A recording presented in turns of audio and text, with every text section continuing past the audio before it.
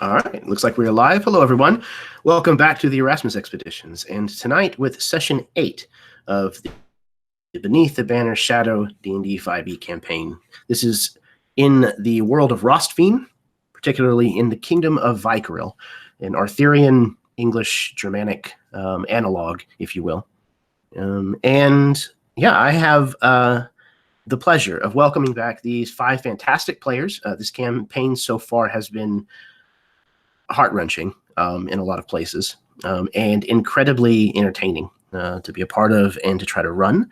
So, I'm going to go ahead and introduce my players. But before I do, I would also like to thank Rachel Ayers. She is the artist who created all of the shield art that you will see throughout the course of this campaign, with the exception of one, which you might actually see tonight.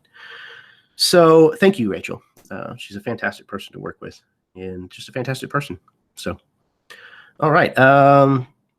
Language. Yes, this is an adult channel. These are all adults. I am an adult, I promise. So if mature language and subject matter is something that is offensive to you, then go away. So I'm going to toss it over to these 5 fantastic people so that they can do their introductions, plug what they would like, and then we'll get the ball rolling here. So first up, we have Karen.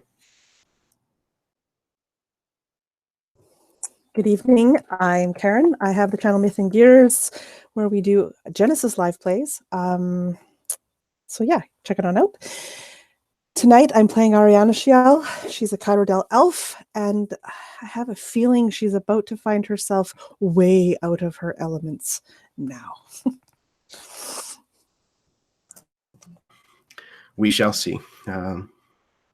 Hopefully there's still something for Ariana Shiel to get wrapped up in. We'll see. All right. Next up, we have Eli. Hello, everyone. I'm Eli Kurtz. I have the YouTube channel and publishing company, The Mythic Gazetteer, and I will be playing Sir John Lightenor tonight, a young knight from Kerwall in Oxfeld Duchy, and we are going to my home for what I am certain will be not at all a stressful or disappointing experience. Very glad to be here and be with everyone again. Really looking forward to this session. Yes, this should be very, very entertaining. Very I'm looking forward to it as much as one can anyway, I suppose. I'm sure it will be smooth. Everything will be fine.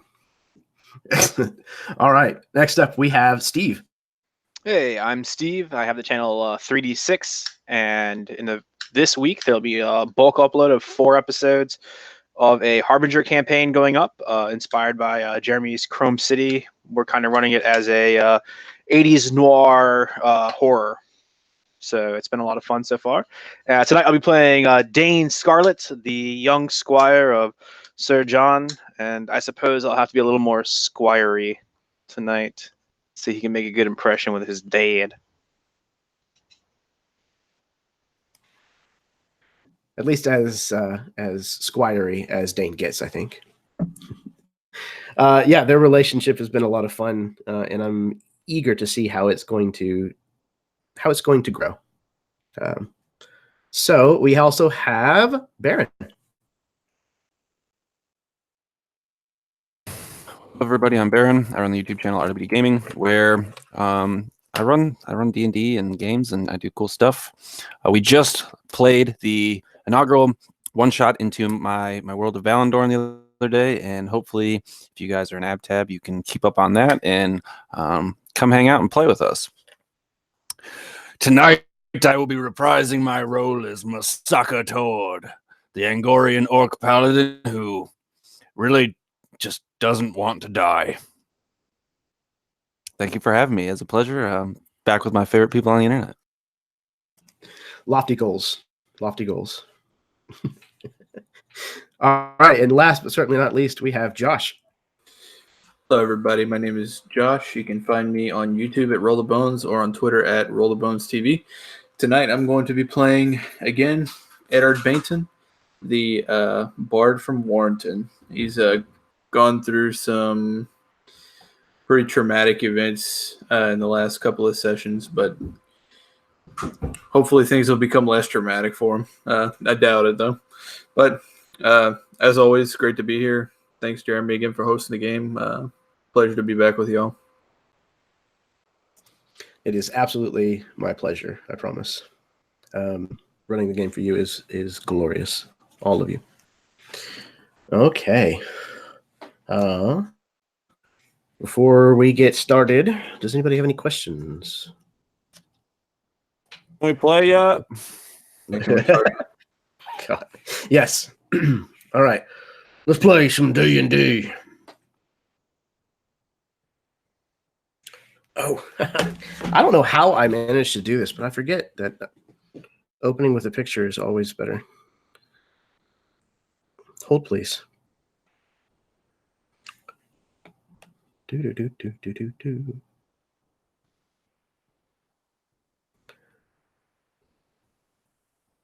All right. Here we go. When the first weapon was invented, it gave unreasonable men the tool to remain unreasonable. Between two sides of any conflict, the death of reason is merely a prelude, a taste that whets the appetite of thorn. And once war begins, it becomes a beast that feeds itself. One of the most tragic wars is one whose battlefields lay unseen, whose loss is seldom mourned by the bystanders. This is the war waged within each of us, between what one wants to do and what one must do. The war between the poet and the pragmatist.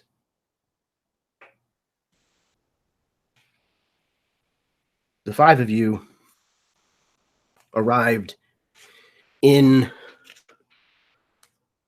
a worried state,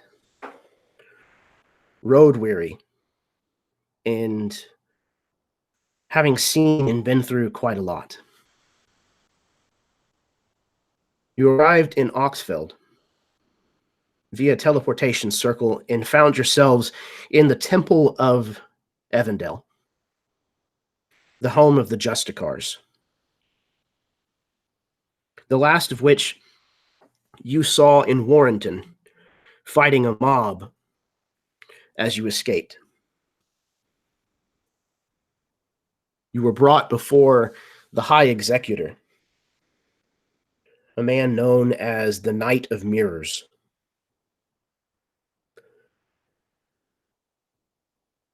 You found out that not only had you been charged with abetting a wizard, a witch specifically, that you also had been charged with the death of this Justicar. Speaking with the High Executor, and perhaps most importantly, producing a writ that had been given to you by Shial, the elven shield bearer, he reconsidered his stance and let you go. The Justicars have pardoned you of the crimes that you were committed, or that you were said to have committed. However, you were warned that this pardon does not carry its weight throughout every part of the kingdom.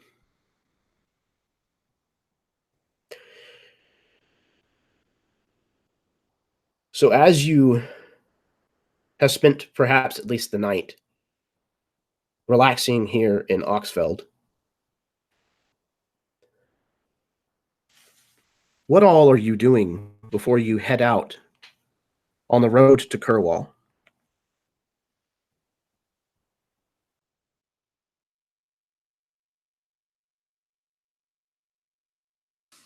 Well, if you folks don't mind, I'll take the lead. I think Tord's feet are a little sore from all the walking, and I spent a portion of my downtime acquiring a steed, Angorian preferably. Mechanically, I would like to just use my summon mount or can't think of the exact spell. Find Steed. Excellent. Second. Okay. Which just basically summons a spirit that assumes the form of an unusually intelligent and loyal steed.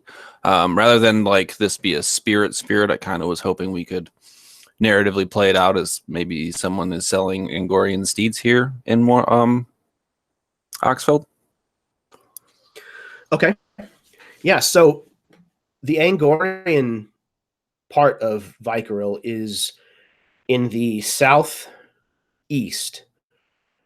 kind of as the woods begin to kind of transition into the steppes. And there's a lot of herd animals that run the steppes. And these Angorian steeds are huge. They're massive horses, very strong.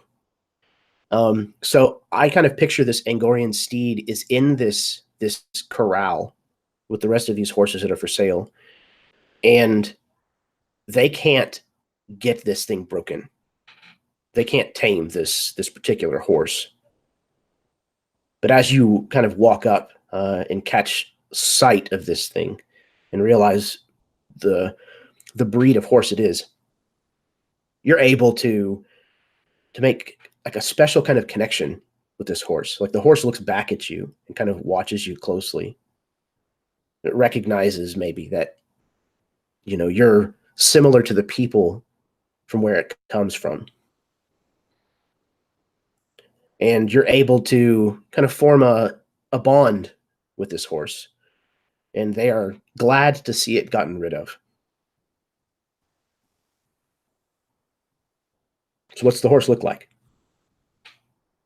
As you said, it's a massive horse, and I almost picture that these horses, they're more readily adapted to the elements. So perhaps here in town, a horse is, you know, shaggy or as hardy as these kinds of steeds are, you know, kind of off-putting. This isn't something you would trot around town with. This is a cross-country, you know, durable mount. So it's almost not so much dire in nature, but there's almost like the hard protrusions of like where a shoulder bone connects to, you know, a clavicle equivalent in a horse. I don't know the names of these things, but it's a very like, you don't touch this fur. The fur is almost like a Velcro texture. It's very coarse, very rough. The mane very shaggy as well, almost dreaded, and its eyes are just a solid black. It's brown, probably dark brown, maybe speckles of black in there as well. Excellent. Work on a name for the horse, if you would, for me. Awesome. What is everybody else up to?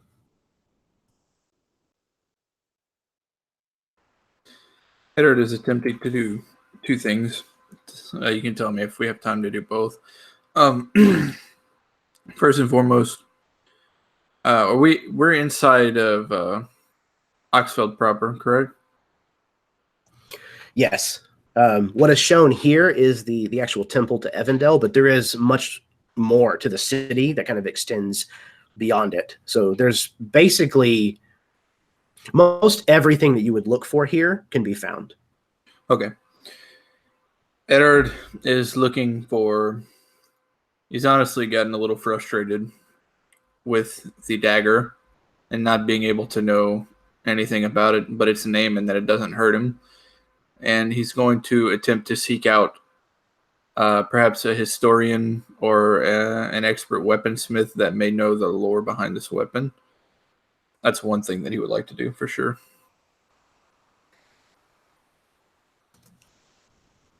Absolutely.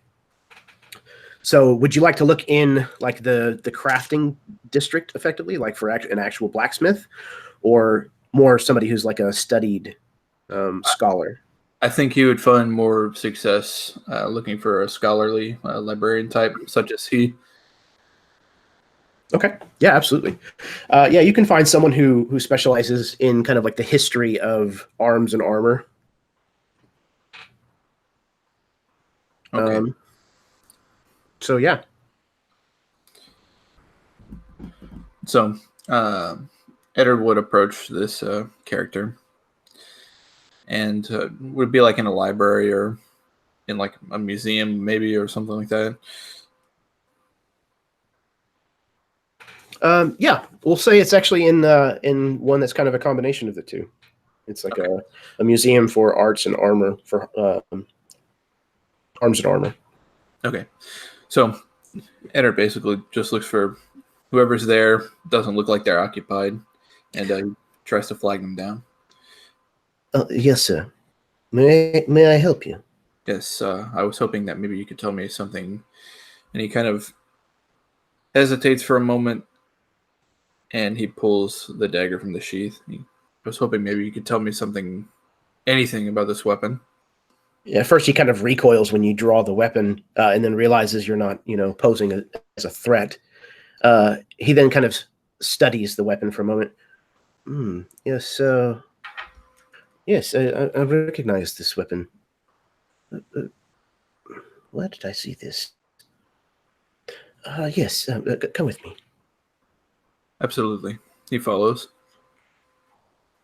He produces a heavy tome, and pulls it from the shelf, and he kind of sets it down on this pedestal that's slanted in order to hold it, and opens it up and begins thumbing through these numerous pages before finally coming to a diagram of hand drawing in ink. And there's no mistaking that this is a drawing of the dagger that you have with you in your possession. Ask you, what's the distinguishing feature? You tell me. Oh, brother. It's your trinket, man. What you got? Right. Huh. Let's see. Perhaps there's something scrawled on the blade in High Vykarilian that he's never been able to read, like etched onto the blade. Perfect. Okay. So yeah, you're able to see this phrase that is written into this drawing, the same as it is on your dagger. Yes, so could you translate this for me? I don't speak the tongue. Yes, it says blood is thicker than water. And the history of this blade. It says here, let's see.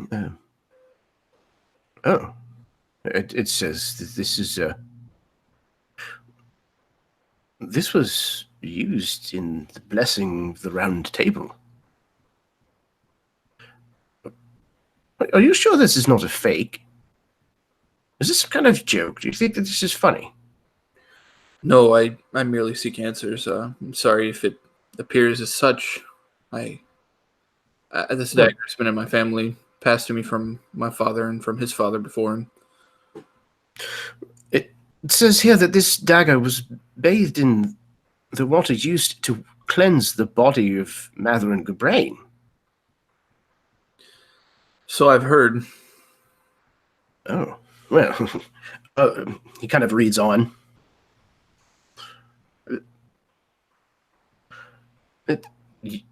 He kind of looks at you and kind of has trouble finding his words. It says that this dagger cannot spill the blood of the lines of the original shield bearers. You're one of the royals? For the first time in probably like a day or so, Edward's been wearing this quite dour look on his face. He kind of cracks a smirk. Yeah, we've figured that too. This dagger hasn't been able to harm me in all my years. I didn't know that was such the enchantment, but Well, it appears that it was forged by a dwarf. Not someone local, it doesn't sound like. A dwarf from Moon Lake, far to the east, it says here. does it have a name?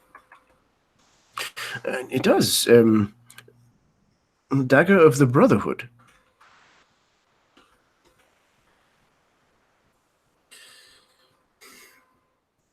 Very well. Would Is you there be any? willing to part with this item? Oh, I'm sorry. Not for sale. Well, that's a shame. If you change your mind, keep me interested, please. You've been very helpful, and I appreciate it. But I sense there's yet more to learn about this blade and of my lineage. You asked if I was of royal blood. As far as I know, I'm just the son of some librarians from Warrenton. We work closely with the Baron, but that's it as far as I know. Oh, I'm sorry. Bad business in Warrenton. Yes. It's Netter gets kind of choked up. Excuse me. Anyway, you've been very helpful. Thank you. Of course. So yeah, Eddard would depart, and he would spend the rest of his downtime kind of cloistered away from most, reading the book that he obtained from his father's corpse. All right. Anyone else?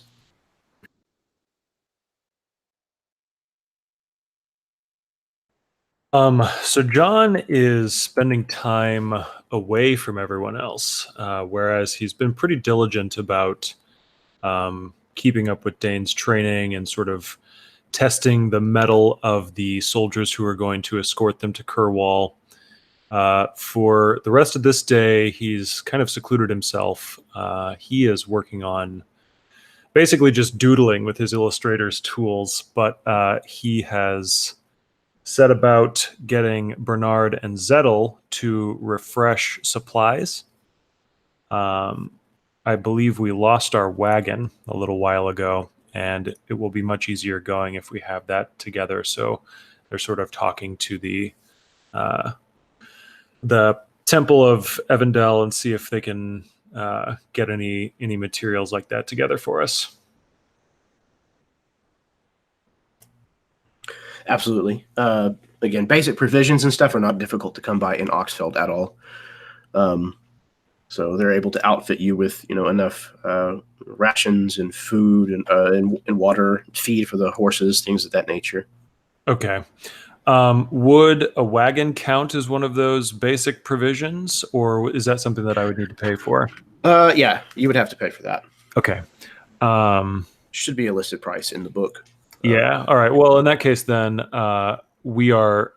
So Bernard and Zettel come back eventually, and they let Sir John know that they tried to get stuff together, but there isn't enough money in the purse that he took with him on this adventure left over, and so they're just going to have to make do with maybe borrowing something that can be taken back by the soldiers whenever they reach Kerwall. That's right. I forgot that they had given you an assignment of Justicars, right? Yeah, that's right. Did I say how many there were? I don't remember how many. I know that it was people who are not even as well trained as Sir John. I know that he tested himself against them, and they were pretty much all not quite up to his snuff. So, okay. Yeah, so I would imagine it's just like foot soldiers or something. Okay. Do this for me. Roll 2d4. Okay.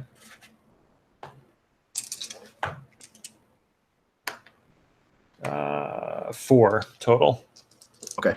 So they spared 4 Justicars to go with you. They are definitely lower ranking Justicars, but they are extra blades. All right. Sounds good. All right. Anyone else?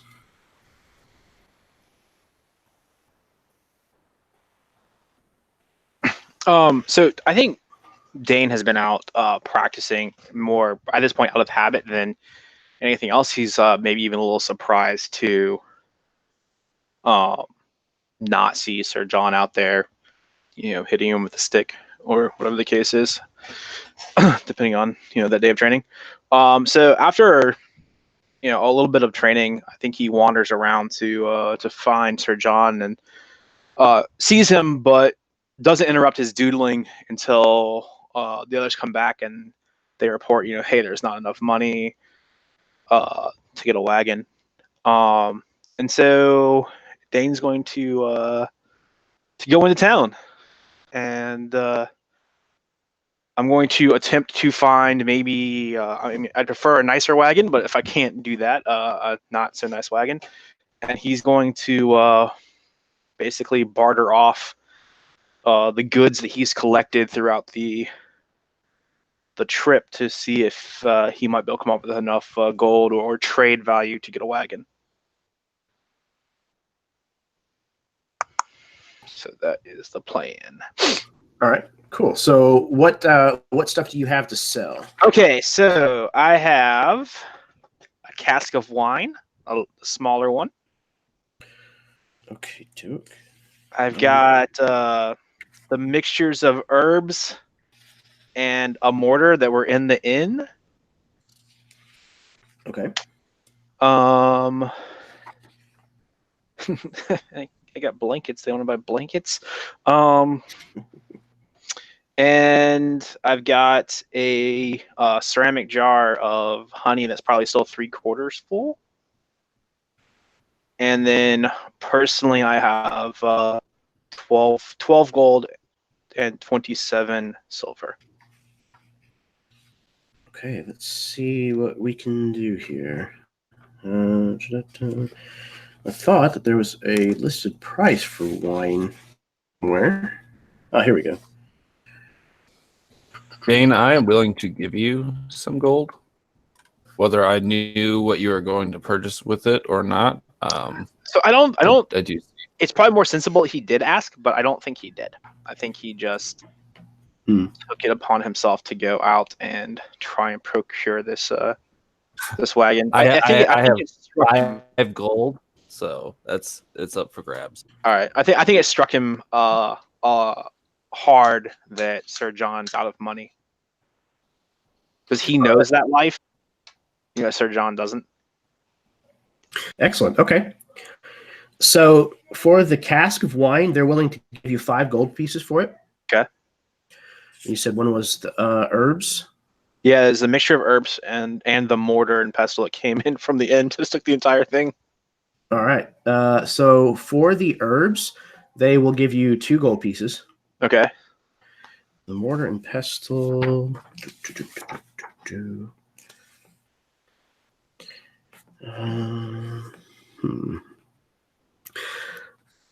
Let's say that they're willing to give you. Ooh, actually, roll an insight check. I can do that.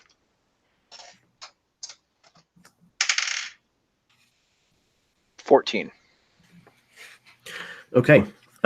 This person is kind of going over these things with you, and they get to this this mortar and pestle, and they're kind of looking it over. They have this small, almost like a jeweler's lens that they're kind of holding up to their eye and kind of looking at all these different things. Whenever they look at the mortar and pestle, they almost drop the jeweler's lens, and they recover very, very quickly. But they kind of, I could give you a gold piece for it. It's the best I could do. Oh, no, I couldn't sell that for a gold. My Knight Master would be very cross with me, and I'll reach for it back. How's 4 gold pieces? Oh. All I shouldn't even pay that much for it, honestly. Well, I wouldn't want to imposition you. Then I understand. It sounds like you're trying to do me a favor, but that's okay. I'll just I'll take the gold you paid me for the other goods, and I'll just tell him that we were unable to acquire a wagon. Thank you, though. We could, I'm sure, come to some kind of arrangement. Fine. How much would you like to sell this mortar and pestle for? Name a price. I'm not real good with numbers, sir. See, I know it'd have to be more than the 4. But I couldn't. I mean, 6, perhaps? ooh, maybe I should go get our one of the others and have them come back. They would know better than I would. 10 gold pieces is more than adequate, I'm sure. Here, he begins counting out coins on the counter. So, other than your generosity, what's so important about it? I mean, surely it's something. You can tell me. I won't tell anyone. Roll persuasion. Hey, that I'm actually good at. You did 22? I'm not surprised. Excellent. Okay. This person studies you for like a long moment.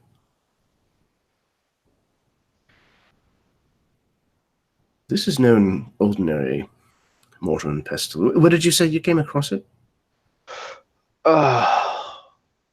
If I told you, you wouldn't believe me. I'll give it a shot anyway. We killed a couple of witches and took it from them. Witches, you say?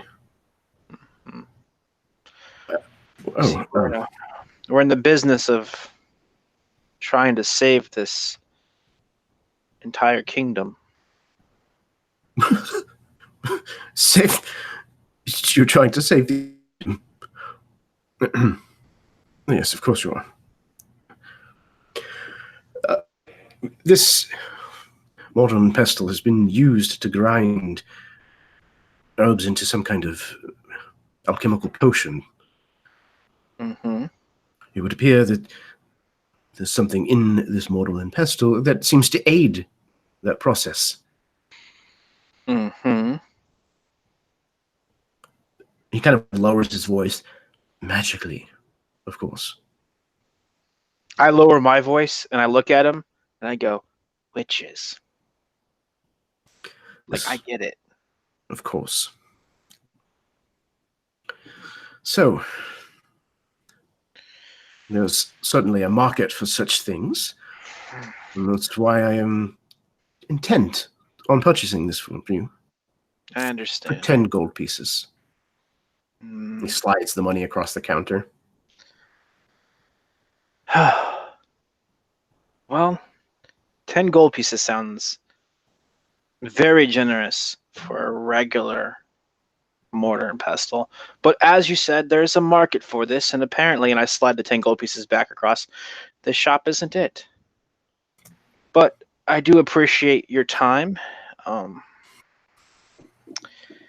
If you change your mind, we're not leaving until tomorrow or the day after. I believe the Justicars are housing us, so you could find me there.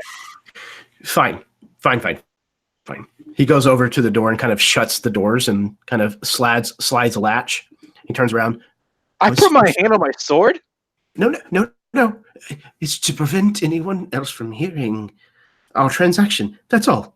He kind of undoes the latch. There's no reason for violence. 50 gold pieces should be more than enough. Yes? 50 gold pieces. What type of shop is this? Just like a general goods shop? It's kind of like an odds and ends type place. There's mortar and pestles and ink wells and scrolls and parchments, things like that. Like, oh, that's perfect. So, okay. 50 gold and 2 ink wells and a stack of parchment. He kind of looks at around at the goods that you've mentioned. Yes, very well. All right, and so I'll smile, not knowing whether I just won or lost, and collect the gold and the goods from him. Oh, Yeah. I appreciate it. Of course. If I come Glad to be of across any service. other witch items, I'll be back. And Please. then I start out the door. And if what the last person told me and it is cursed, I wish you the best of luck. And I step out and let his door close. No. You're shouting after you. I'll poke my head back in. What? It's a cursed item. I look at him and I go, witches? He just stares at you dumbfounded. I suppose. I mean, knowing it's cursed, I couldn't obviously buy it back for 50 gold, but for 15, I could buy it back from you and dispose of it. No, I'll take my chances. Thank you very much. Very good. All right, and then I'm gonna go procure a wagon somewhere. Yeah, you certainly can find one, a nice one at that. I would think they're like 35. They're 35. Like that. Yeah, so you can find a very, very nice one for 40. Perfect. So I will do that and ask if I could borrow like a donkey or a horse to get it where I need to go, and I'll walk the horse back. But I don't want to try and pull a wagon through town by myself, so that would suck. Yeah, absolutely. Okay. You can even, they might even actually deliver it. That'd be perfect. Extra and stuff. Yeah. Yeah. All right, that's great. And so I'll go galumphing back to the temple with a big old smile on my face and a nagging thought in the back of my mind that, wait, I wonder how much the thing really was worth. Well,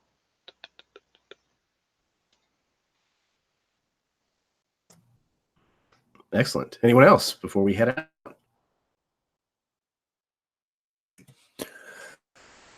Eddard, you were kind of meticulously studying for a time.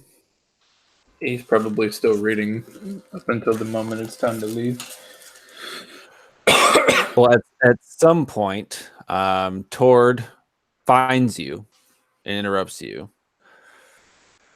Eddard, you're not busy. You're looking at books. Come, I want to show you something. He kind of raises his Plus, eyebrow and shuts the book. I have a favor I need to ask you as well. Short toward anything, bud. What do you got? Are we okay? So, for the sake of this, I picture we're like inside your room, perhaps. Yeah, that's fine.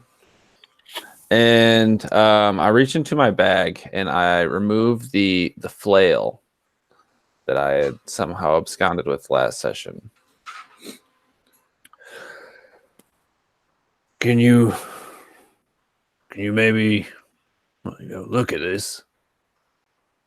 That's Gladiophon's weapon. Was. Is there anything peculiar about it? I don't know. Let's see.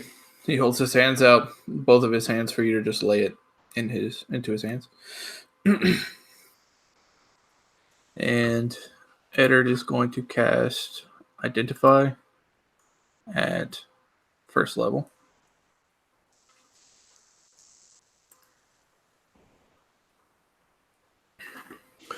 Excellent. How long does that take? It's a minute to cast. Perfect. Okay, so you hang out with this weapon. You set it up, some kind of ritual around it and whatnot. And you lay this weapon in front of you and do your ritual. And after a minute, you're able to discern what this thing is, what it does. And as soon as the document opens, I can stop wasting time. God, my computer's so damn slow. Okay. This weapon is known as the Penitent Prayer. The haft of this flail is rather mundane, formed of a wooden handle wrapped in leather, and the upper portion shrouded in iron. A length of chain attached to the top is affixed to a single spiked ball on its end. However, this weighted ball depicts the faces of the virtuous divinity between its sinister-looking spikes. This flail requires attunement. In the hands of someone who can cast divine magic, this weapon grants a +1 to attack and damage rolls.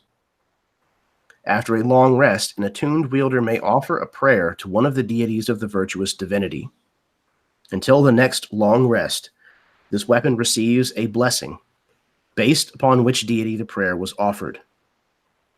I won't bother to read all of them just yet, but I will get them to you. The deities are knowledge, law, justice, protection, valor, wisdom, life, and if one of those sounds interesting to you, Baron, if and when you attune to this, just let me know and I'll give you that one. I don't foresee myself attuning to it this session, so maybe in the downtime I'll ask more questions. Sure thing. For you. Yeah, so Eddard relays all that information to you. So, a wielder of divine magic. Seems like it ought to be good in your hands. Well, that was my thought. Perhaps we can see some good come from this horrid thing. And I'll place the flail back into my bag where you could see the witch's grimoire that I had stolen from their house. I think Eddard is the only other person that knows that I have this, if I recall correctly. Dane does as well. And I've identified it. Right, okay. So perhaps we can find a good use for all these evil things.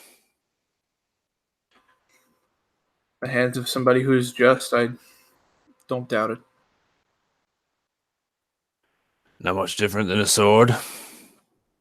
But quick, before I lose my charm with him, I got something cool downstairs. And I'll take you down to the courtyard where I have this big ass horse. So, I imagine Eddard has probably seen pictures of Angorian horses, but never seen one in person. And he kind of just walks up slowly to the side, and it's probably standing almost as tall as he at 5'7". It's pretty damn big, I'm assuming. Yeah, this horse is probably in the neighborhood of 12 hands tall. Jesus. Yeah, these are basically like Clydesdales or what are the other ones? Baruvian? I'm There's another kind of horse. They're these huge muscle-bound horses. They have long fur around their hooves. They're very, very large beasts. And so, Tord, if you're paying attention, this is a look on Eddard's face that you haven't seen in some time. It's the look of genuine excitement of knowledge or learning. He kind of rushes up to the horse and he pets his hand against the coarse fur. Wow. A real Angorian steed. Where did you find this?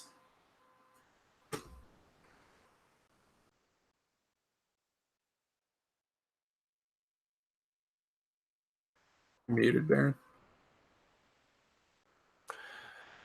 On this one down in the stables. We were having some trouble breaking him. Kindred spirit, if you ask me. I recognize that sense of freedom anywhere. I like this horse. Fascinating. It's beautiful. Well, it's mine. You want to ride it? Perhaps some other time. Thank you. Oh, come on. And like, I'm not going to force you to do it, but I'm going to try and like nudge you in that directions. So I think after enough coaxing, Eddard would try to mount the horse. He's no professional horse rider. He's ridden on the back of horses before, but he's not going to let you know that. So just let me know what I need to do to attempt to mount this horse. Let's call it either an animal handling or an acrobatics check. Okay, let's see what I got. All right, I'm going to go ahead and roll with acrobatics. 13. You're having a little bit of trouble getting onto this thing. Understandably. And, yeah. It's not the most patient creature either. And probably only because Tord is, holding on to this thing's bridle or something like that, are you able to actually even get on its back? But I make it up there. You do, yes. Well, we did it. And you're probably terrified. Yeah, it's Eddard.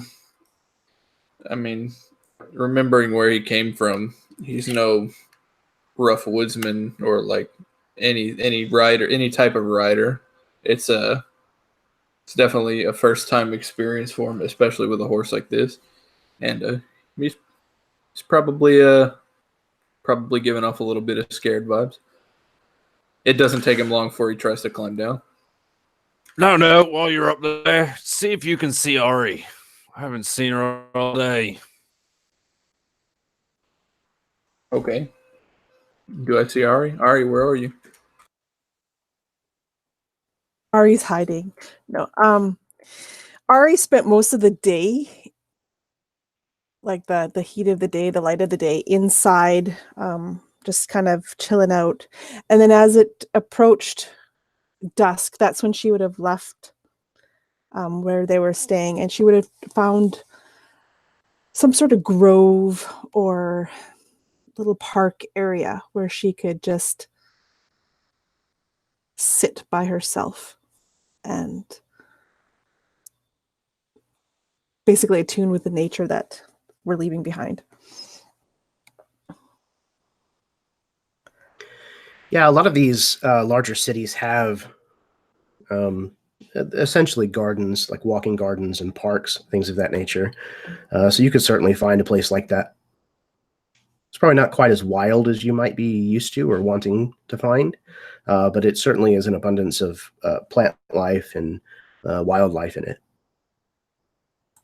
Yeah, somewhere just where it's a little bit more peaceful, less hustle and bustle of this town life that's going on around her. And she would stay there probably, for a good few hours anyway, before she would decide to go back to the temple where everybody is at. She's got no actual business in town at this moment, so just having chill time. Excellent. Okay. Also, just to clarify, 12 hands, that's not very tall. Showing my ignorance. But the horses that I kind of based the Angorian steeds off of are the Belgian draft horses. And they are very, very large.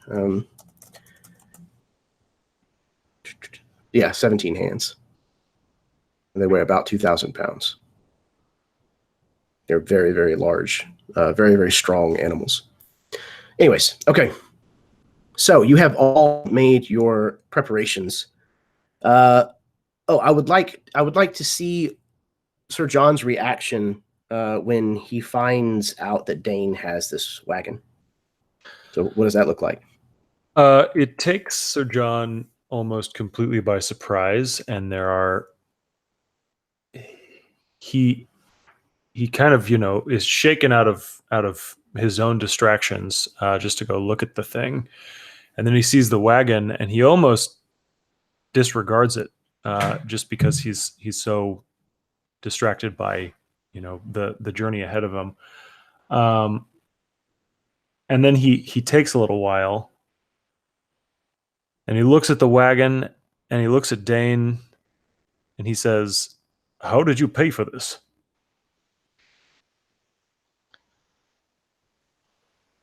You can see Dane start to form the answer with gold. And then he I sold some of my things. Dane, this is a worthy gesture. You can't exactly be seen walking back into your home. And neither should your entourage. Yes, I suppose you're right. Well, thank you, my young squire.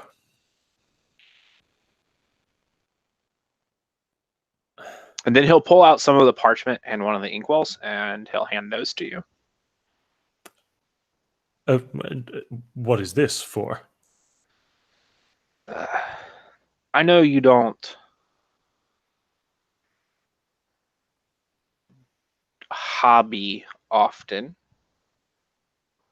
but when you do, I've seen you drawing and writing some.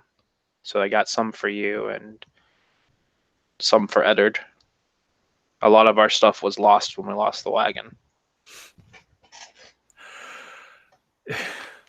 Someone's got to write down what you're doing.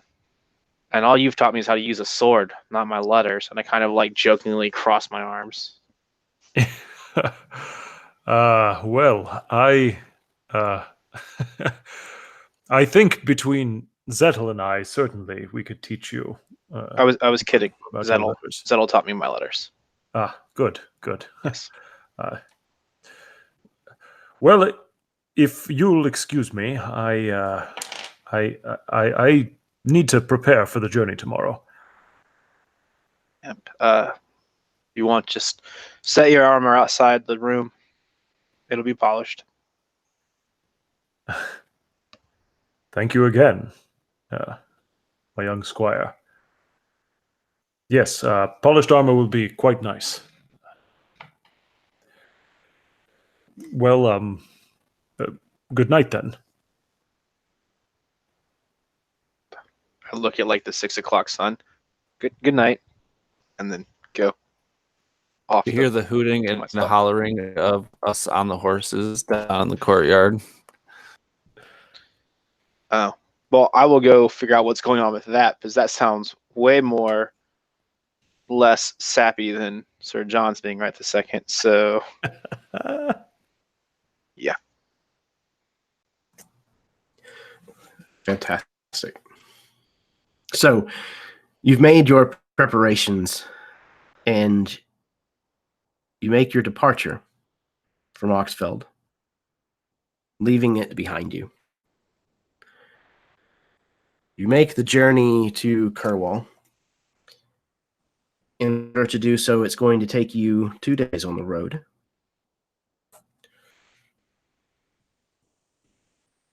One of the things that is noticeably different between Oxfeld and Kerwall is that there is a well-maintained road, an old Divinian road, that the Imperials had built and maintained while they pieced together the beginning of what became Vykaril later. And since then, the Vykarilians have kept these roads up as best they can. These roads of laid cobbled stones and manicured grasses to prevent them from growing up in between these stones. If each of you would please describe another thing about traveling in this part of the kingdom that strikes you as drastically different from where we have seen thus far in the campaign.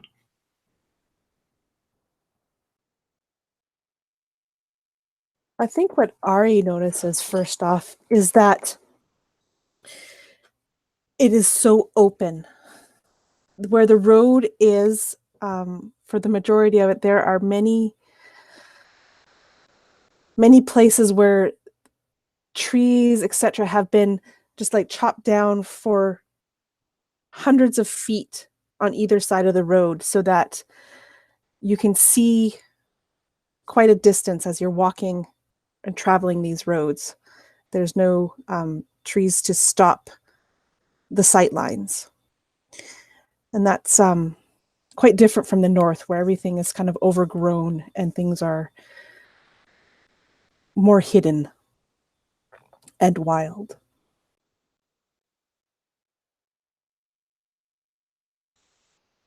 I think the thing that sticks out for Dane is maybe a couple of times we actually pass people and they politely say hi and they don't immediately try to murder us or accuse us of something or point and stare.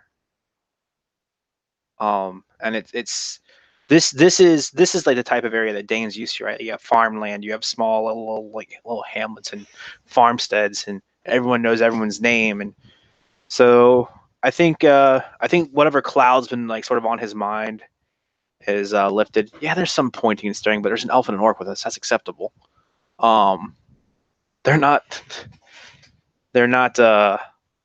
pointing and staring at us and whispering behind our backs and, like I said, conniving to murder us. In fact, even the first couple of times that we come across somebody, I think that might be the initial reaction. You can see Dane sort of tense while he's walking, and instinctively his hands like falling to the sword hilt now.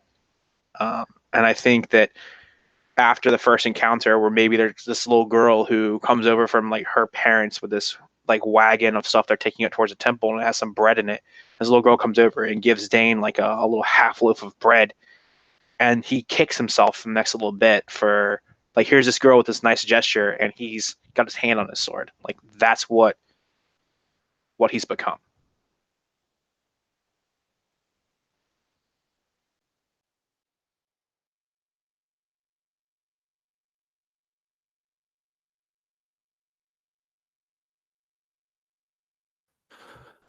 Cord has noticed that there's a breeze.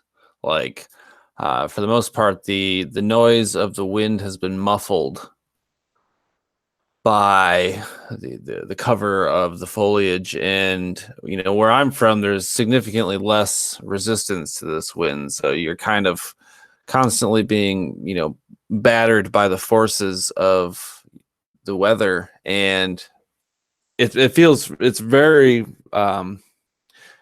relaxing, soothing. It's like a breath of fresh air, moved air, not stagnant by any means. This is the breath of Vykaril herself.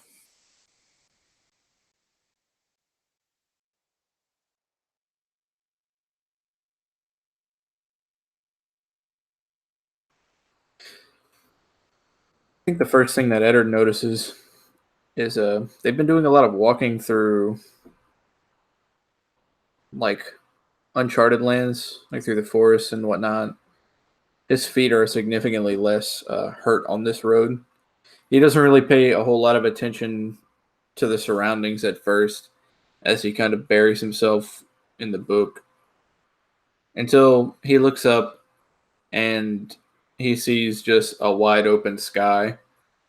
And I believe he said this is during the evening, so I imagine it's like right around sunset.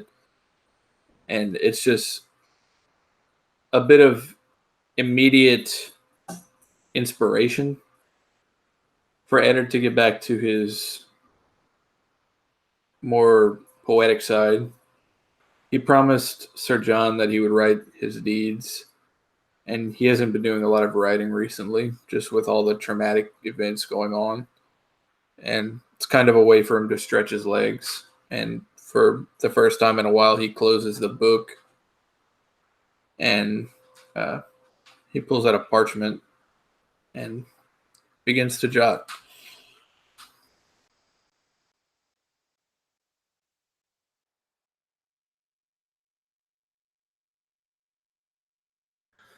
So John, the difference is that Sir John notices here between the other areas of the world that they've been to are the depth of memory that's associated with these places.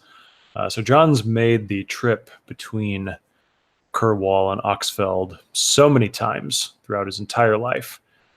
And he is not at ease, but it seems as though talking about these places, the spot where his mom first showed him, the illumination work she was working on, the spot where Ansel of the Valley, taught him how to track a boar through the woods. Little moments like this where, his great-grandmother was so irate after a particularly scandalous revelation after a gala or a ball that happened in Oxfeld, and just couldn't wait until they got back to Kerwall to shout about it to the camp. All these little spots where he's tied to throughout his life. And he's not sharing these in a jovial way, but it seems like him just speaking these stories out loud to no one in particular, to anyone who will listen, is a way for him to keep from his emotions boiling over as they get closer and closer to Kerwall.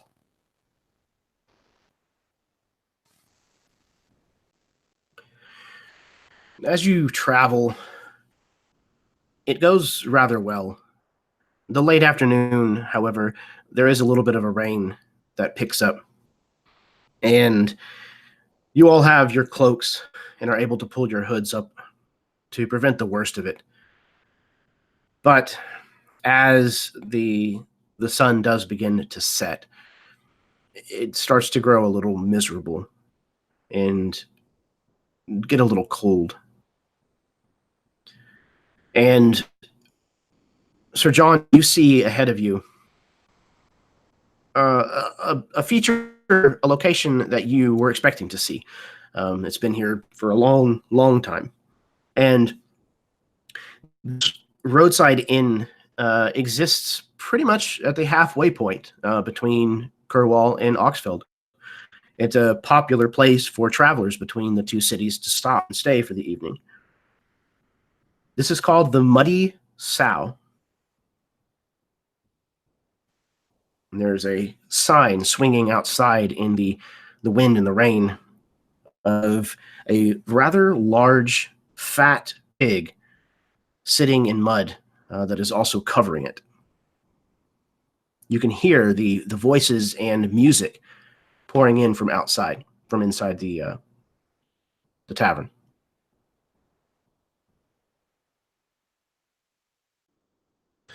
So at this, it's actually Zettel who speaks up instead of Sir John sharing memories about this place. And Zettel looks over at Bernard and she says something like, "Hey, do you remember that time a few years ago when you just got way too drunk on the house wine here?" Sir, no, I don't think we need to relive that in front of everyone. Zettel laughs and she's like, "Yeah, well, you were screaming pretty loud that night." And Sir John intercedes. "Zettel, quite not the appropriate conversation for mixed company like this, wouldn't you say, ma'am?" And then she just smirks and kind of clicks the reins on the wagon. Eddard kind of pipes up, kind of putting that last part of the conversation behind his mental block. "So the house wine, it's good, yes?" Bernard sort of wiping his brow a little bit. He's like, "Oh, yes. It's wonderful. It clearly, I guess."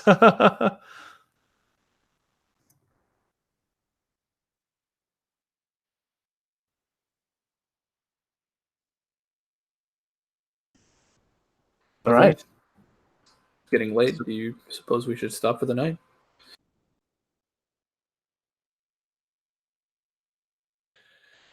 Yes, I think that would be well.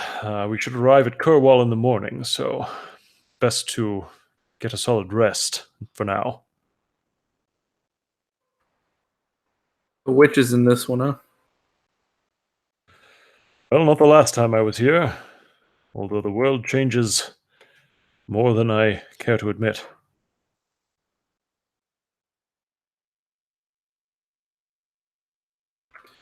Well, Tord, let's say we wet our whistles. Yeah. We'll see how this goes. Can I just like generally make some sort of check to see how I'm being responded to by these people on the road and potentially people in this tavern?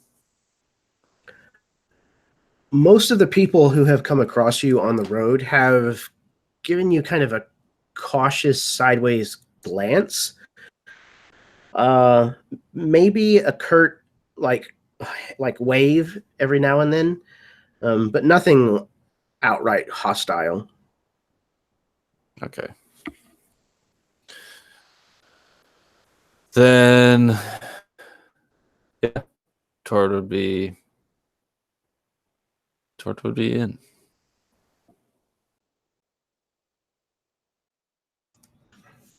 Okay. Is anybody not going in specifically? No? Okay.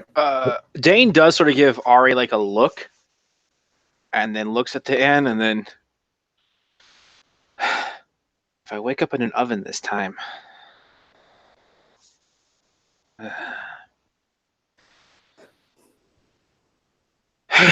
My feelings exactly, but this is a different place. And Sir John does not seem to be too worried, so I'm going to take my cue from him. You guys are mulling it over. Eddard is already under the covered pavilion, trying to dry himself off. Because if you recall, several episodes back, he gave his traveling cloak to the half-elf knight who returned to Warrington. And he is now soaking wet.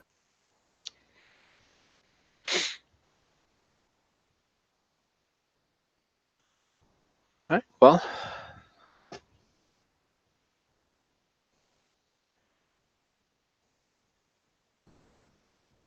Okay.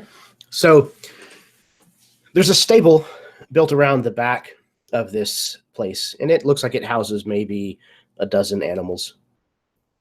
They don't seem to know 100% what to do with the Angorian steed, but with Tord's help, they're able to get him into a stall that is probably a little too small, but for the night, it should work. The stable boy looks in over his head whenever he's trying to deal with this horse. And there's enough space for them to park the wagon in addition under a covered area beside the stables. And you push open the door of this, and immediately you're met with the bawdy laughter of, the ending of a joke. And you hear soft music playing, and it sounds maybe harp. And sure enough, you see there is a lone bard sitting on the raised stage in the corner playing the harp. There's a large fire built in the enormous hearth, and above the mantle there's a large boar's head sticking out from the wall. Patrons are packed in here, and you can smell the ale and the wine over the roasted pork and roasted vegetables that have been cooked here. This place is warm on the inside, both in color and in temperature. As you come in, there's a dwarf behind the bar who looks up from his filling of drinks momentarily just to see who it is that has now come to this establishment. And at first, he looks back dismissively, almost, to go about his task. But then he does a double take as he has spotted you, Sir John. He puts down what he's doing, and he kind of shifts his way over to look around another patron. And he calls out, Sir Lightenor, is that you? Ah, Lou, it is good to see you. How are you? Aye, this is good indeed. I am, well, he kind of gestures to the busyness of the room. Ah, you have brought Zettel and Bernard again. Very fine. The house Yes. wine, I suspect, perhaps. Yes, please, a cask for all of us. Oh, yes, a cask, of course. He immediately starts busying himself trying to get your order. Says, I was under the impression that you were far away from home, sir. I have been traveling, but developments have brought me back. Oh, yes. Bad business, your father and all. I had heard. Yes, it is not good news, unfortunately. That it's not. Your father's a just man, a fair man, if you ask me. So John hesitates a fraction. Yes, that is his reputation. Well, I suppose you would know better than the most of us. Is there anything else I can do for you, sir? No, please, we don't want to be an imposition tonight. I think a cask of wine, and perhaps we will go to the feasting table on our own. Very good, sir. If there's anything that I can do for you, please just let me know. Of course. And thank you, Lou. It's good to see you again. You as well, sir. He kind of lets you to what you wish to do.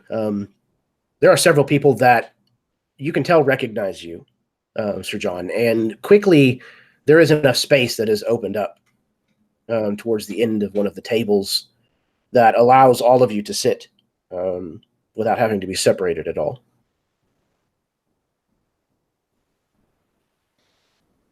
So, as the evening progresses, what would you like to get up to here in the Muddy Sow?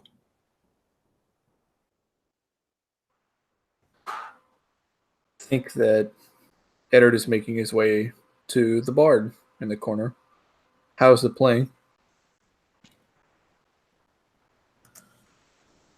So it's not the music of a studied court musician. But for someone who is likely self-taught, it's actually fairly enjoyable. Do they look to have like a crowd, or are they just kind of playing the ambience?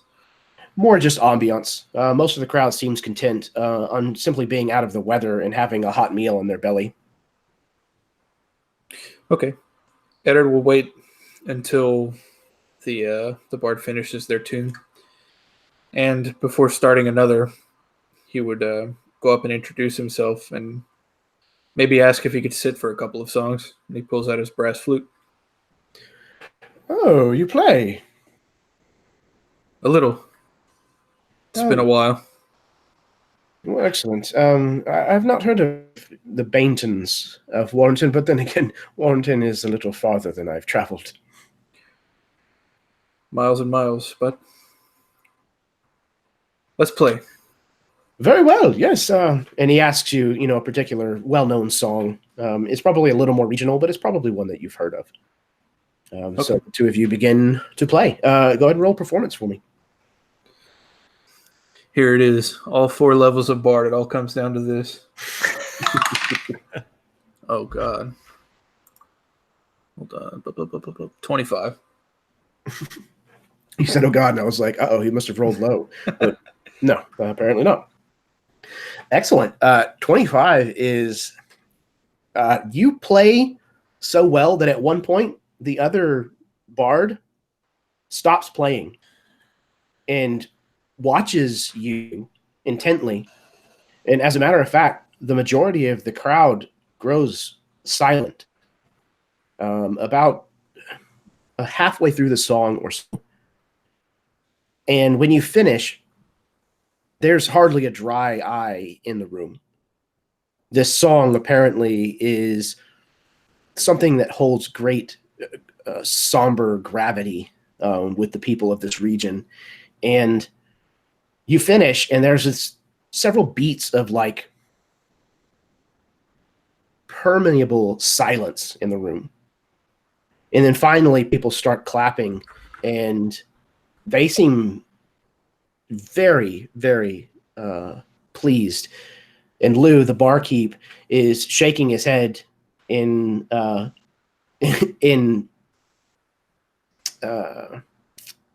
happiness at the state of the crowd. And he says, "You're welcome to play anytime you'd like here, sir." Eder nods, and he gets up. He tucks his flute away into his pouch. He shakes the bard's hand. It was a pleasure playing with you. You as well, of course. And he kind of turns back to the crowd, who's kind of lightly applauding at this moment. He just does like a slight bow, and he makes his way back over to the table. Excellent. So you got a 25. Let's see. 20 is a 5 modifier. 22 is a 6. 24 is a 7. So you just earned, we'll call it 35 gold pieces from the collective here, who seem intent on you taking some coin for your performance. He hesitates a little, but it's not enough to keep from taking the coin. All right. Anyone else?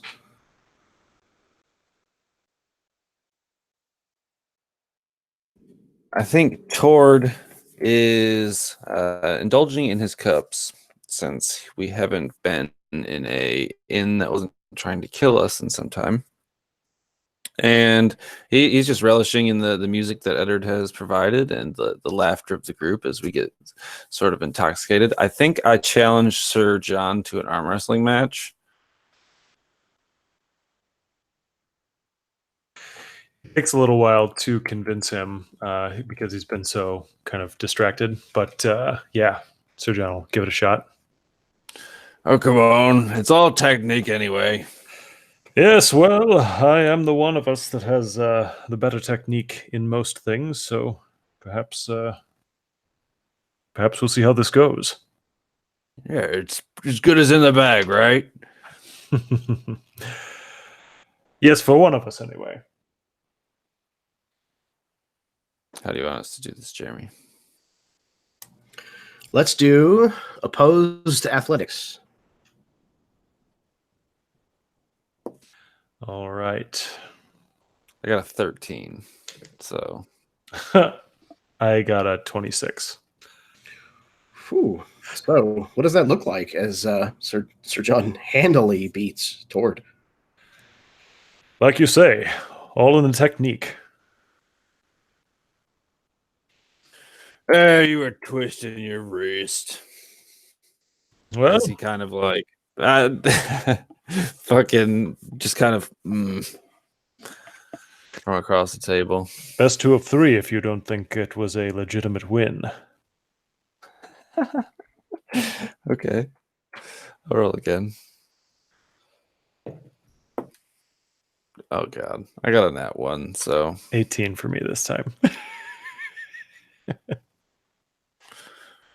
piss off. Cheater. Here, let me fill your glass again. So I fill it up from the cask and hand it to you. A toast for good losers. The only coin that matter. And I'll cheers you. Excellent.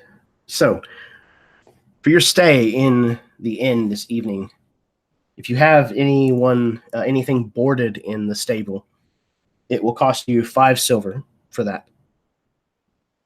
And if you are sleeping inside the inn, it will cost you 8 silver. We'll call it a gold piece, and that will include your meals. If you are wanting to drink the ale, you can get it by the gallon for 2 silver pieces. A common pitcher of wine is also 2 silver. If you're buying by the mug of the ale, it's only 4 copper. He has higher shelf stuff as well, if you're interested. There is a fine bottle of wine, which costs 10 gold pieces.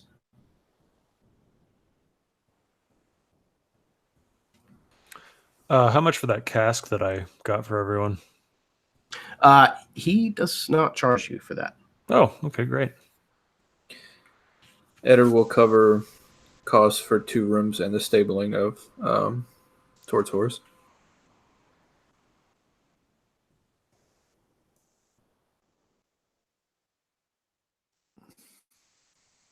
I was just gonna round mine up to 2 gold pieces. I round mine up to 2 gold and 8 silver because I'm also stabling that wagon. Excellent. Yes, the barkeep Lou is happy to have your coin, and he's very adept at running this place. The entire evening, you don't see anyone else serving the room, and it's crowded with people. There's probably, I don't know, close to 36 people here. At least until it starts getting later. And then the ones that aren't actually staying the evening go back to their farmsteads and things from the area. And if there's nothing else that you'd like to get up to while you're here, then you're each able to turn into a small, quaint, but cozy room. The roof doesn't leak. The rooms are not individually heated, but it seems like it's insulated enough that it keeps out the chill of the night. And you sleep very, very well. In the morning, there's a breakfast that has been cooked as the sun kind of rouses. You're able to eat your fill and then get back on the road if you'd like. So how much of a ride do we have before we are where we're going? Another One more full day? Full is probably a bit much. It's probably about another 8 hours on the road.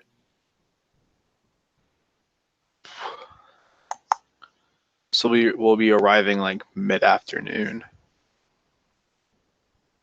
And I guess in the previous evening, I would have asked Sir John if his intent is to arrive like directly to see his father, or make accommodations and make ourselves presentable after an 8-hour ride. Like what's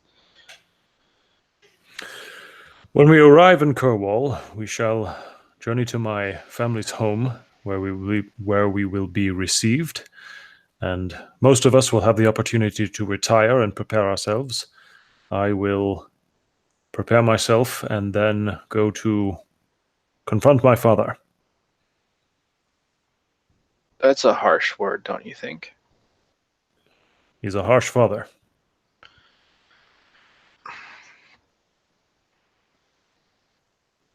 Why? Why? Well, why is that the word you choose? Did he make you roll barrels up and down hills? Or That was part of it, yes. If he is well enough, you will see when we arrive.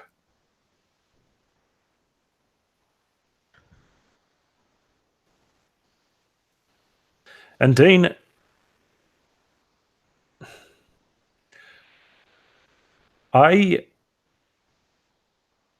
never mind. Let's be off. well, you know you can't forge a strong blade without hitting it with a hammer a few times, right? Sir John cracks a little bit of a grin.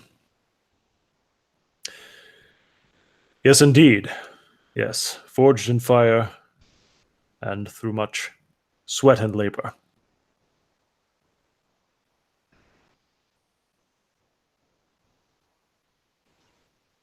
All right, well, Yes. the road. We should make good time.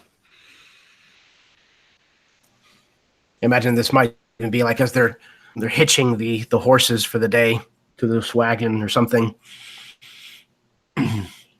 I give the stable boy like a few extra coins because in my mind I 100% believe that Tord's horse ate part of the stable, like chewed on the railing to the point where it doesn't exist anymore at a certain point. So I'm like, oh, here, and I give him like, I don't know, like 10 copper or silver, and I'm like, we'll just keep this between us.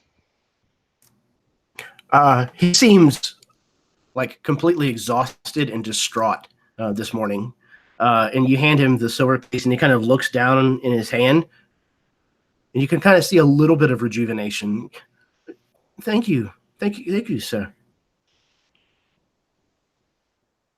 That's a wild beast you have there. I'm not convinced it is a horse. I look at it, and then I look over at like Tord kind of in the distance, and maybe he's like doing like his morning like stretching, like sort of like, you know, flexing underneath his armor. And I put my arm around this other like child, and I point at the orc flexing in armor. Well, makes sense, right? Oh, it's Izzles. Well, it's not mine. That thing would eat me. I believe he would, sir. Yes. Well, you'll be taking him with you now, then, will you?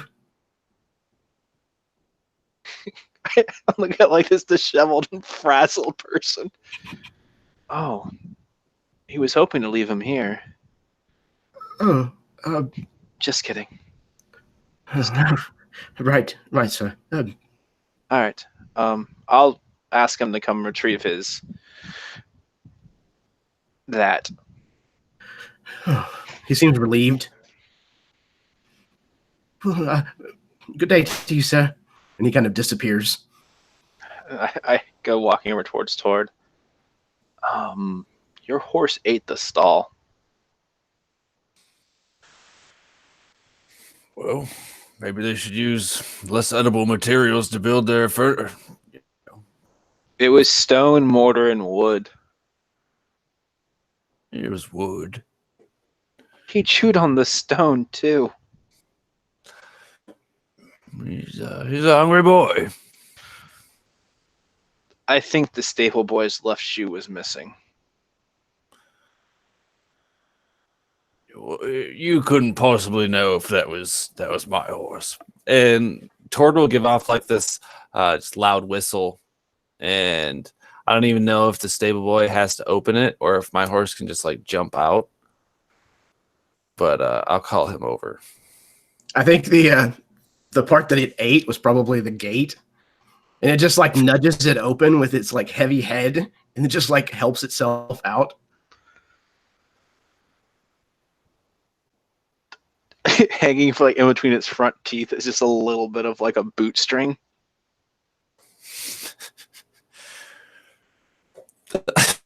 Tord will pull it out and just throw it on the ground.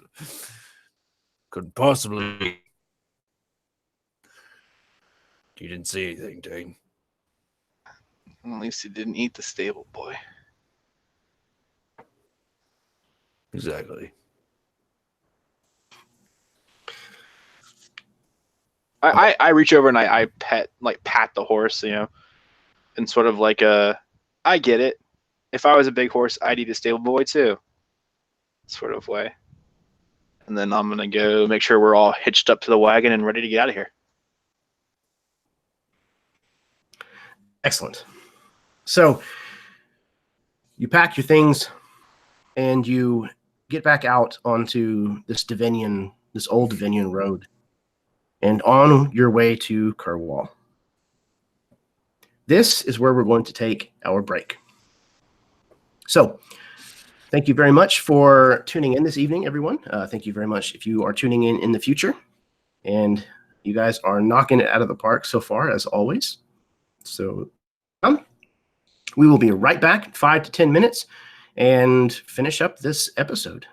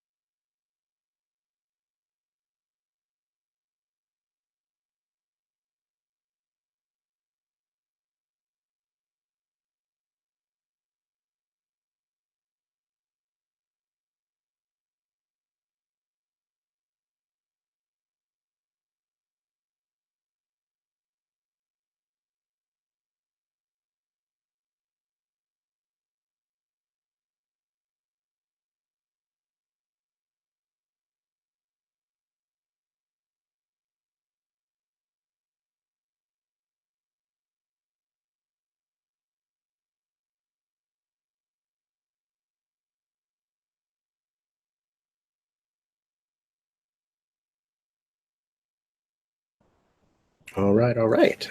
I am back. Hello, everyone. Thank you very much for tuning in this evening.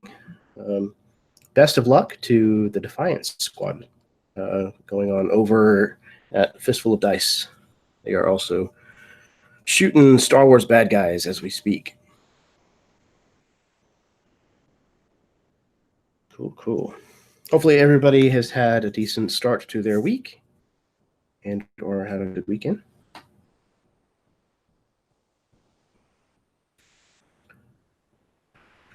I love playing this game so much. This group is killer. So it's a fantastic way to start a week.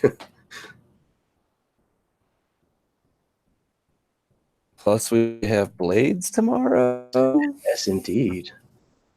A nice combination 1-2 punch. And then Wednesday, I have my next session of my Momentum campaign. So You're a busy guy this week. yeah. And Thursday night is Dawnbringers over on Jake's channel. And then I go out. Friday, and then Friday, I fit in time to eat and sleep. Oh, no. You sweet stepchild. We've surpassed the need for those things. I simply eat pages out of my player's handbook. You've reached the undying sentinel level of paladin. No longer need sustenance other than D&D. I'm an online gaming lick. your philanthropy is your YouTube channel. It's my microphone. So write this down. This is a good sci-fi theme for. We have to destroy his laptop before he uploads his consciousness to the internet. That's when you progress a D&D game until it becomes like the not Black Mirror. What's the No, Black Altered Mirror's a Carbon? good one. I mean, Altered- I'd say yeah, it's there you an go. episode of Black, but it becomes Altered Carbon. Nice. It was a very good series. I like that a lot.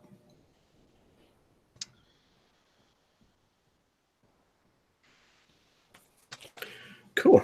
Looks like we have everybody back. I think. Yep. So, if you don't have anything, question, business, etc., then we can go ahead and get started. Question, no, but just some just notes about I'm gonna guess that this is just a standard kind of just put my character sheet away like a dumbass. My horse is a standard war horse, statistically. Is that what it says by the spell?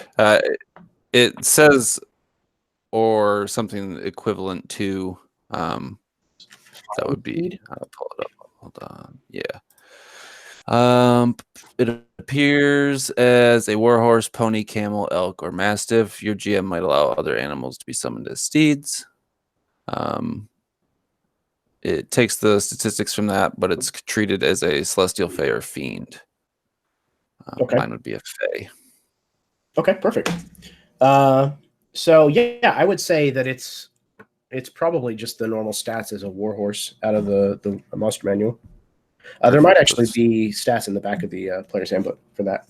Yeah, that I just wanted to get that confirmed before my horse dies. And double check the spell because it said something about a particularly intelligent version. Yeah, he has an intelligence score of 6 Oh, perfect. as compared to. So that's probably why he refuses to be broken. Yeah, makes good He's sense. just too damn wily. Like Okay, it. yep, that's all I wanted to clarify before we went any further. Show enough. All right. Each of you, please take a point of inspiration. As always, your role playing is nothing short of stellar. You guys breathe so much extra life into this story, and I cannot wait for the next stuff. So, without further ado,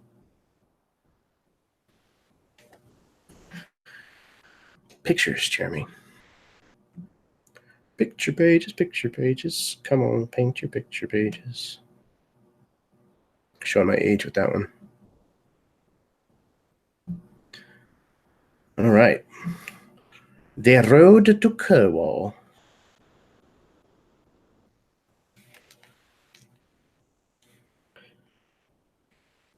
The rest of the journey goes uneventful. The rain has let up, thankfully, and the next day is fairly warm. Not enough to be hot, but just warm in the sun, especially with this wide berth that this Divinian road has been given. And towards the end of the day, roughly mid-afternoon or so, you see the considerably smaller, but still very well established and walled city of Cornwall. Sir John, when you first spy the walls of your home, the keep chiefly, extending up above the rest of the buildings, what is something that is instinctual? What reaction is happening in the gut of Sir John Lightnor? Sir John's legs, astride his horse here, are beginning to shake with adrenaline. And it's not really noticeable to anyone else, but he notices it. And the only thing for it, whether he's charging into battle or returning home, is to stand up in the saddle and spur the horse ahead. And so that's what he does. Canters out in front of everyone else and kind of leads the way into the town.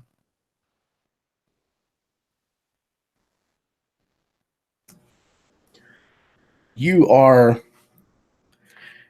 riding past the farmsteads and stuff, that the things that extend out beyond the walls, where the tenants are tilling the fields. They kind of stop what they're doing and look up, shielding their eyes from the sun, and watch as you pass. And a few of them wave, but not many. You see small little knots of the workers start to form as you ride past, and they're animatedly pointing towards you and talking amongst themselves.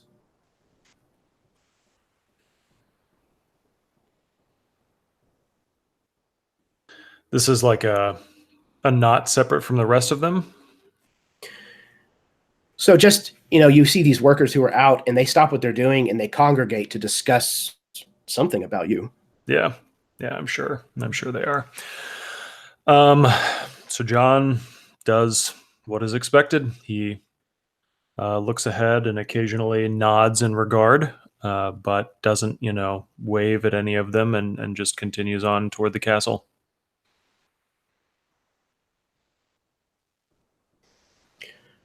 The rest of you, following behind Sir John, would certainly notice at least some of this behavior. I don't know how many of you have seen a lordling riding home to his castle, but it's certainly it's very apparent that there is some kind of scandalous conversation taking place. I think Ari would be noticing these people, and she would kind of lean over towards Eddard.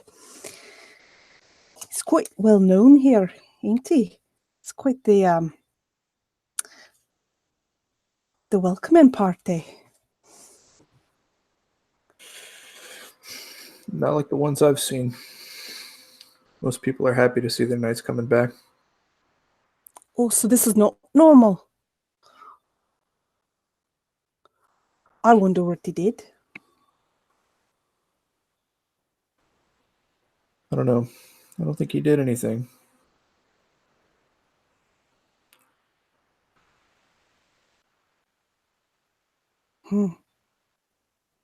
Jeremy, that would be something that Eddard would pick up on. This isn't normal behavior.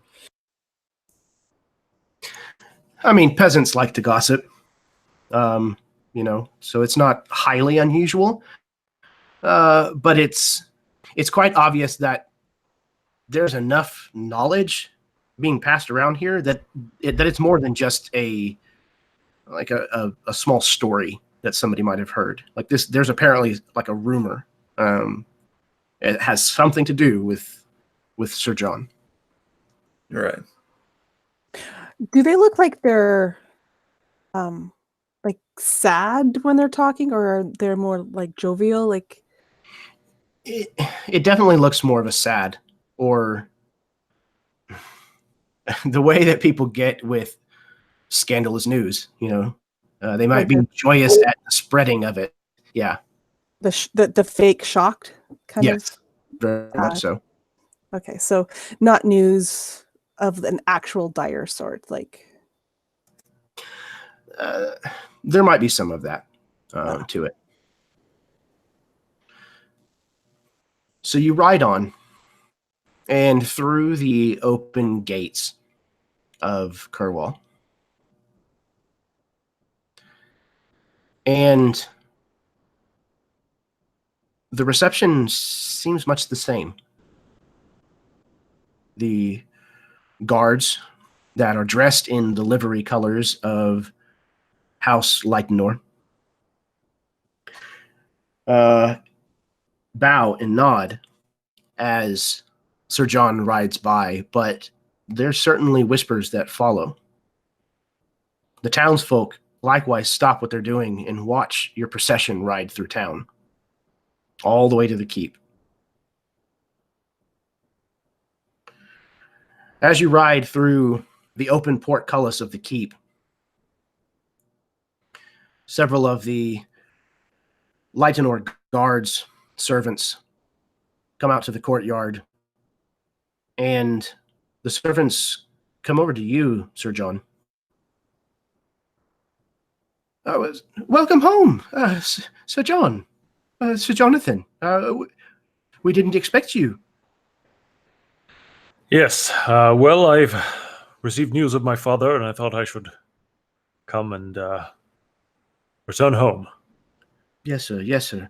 And you can see the sadness kind of settle on the person. He's in a terrible state. Yes, is he able to receive visitors? I'm not certain, sir. You'd have to ask the Baron Regent. The Baron Regent? Yes, sir. You see, your father's so ill. He's not able to perform his duties at the moment. And well, your mother is, well, she's a lovely woman, but making decisions for the barony and all, she didn't feel like it was right. So the Duchess Melowain, she appointed a Baron Regent, just in the interim, sir. Who is serving as the Baron Regent? His name is Sir Volchester. Volchester. Eli, you recognize this name. This man is known as the Black Boar Knight. He is a renowned knight that serves House Melowain. But his house is not as esteemed as yours. And his name is Gerhard Volchester. He certainly has designs on elevating his family, and he has for a long time.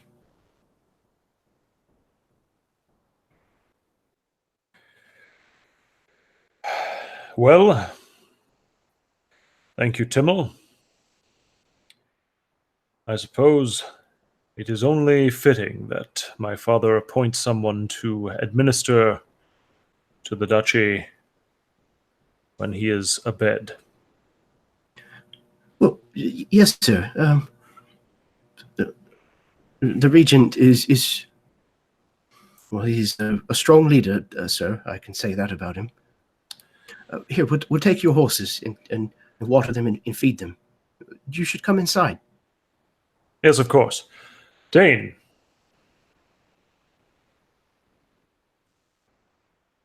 I look towards you.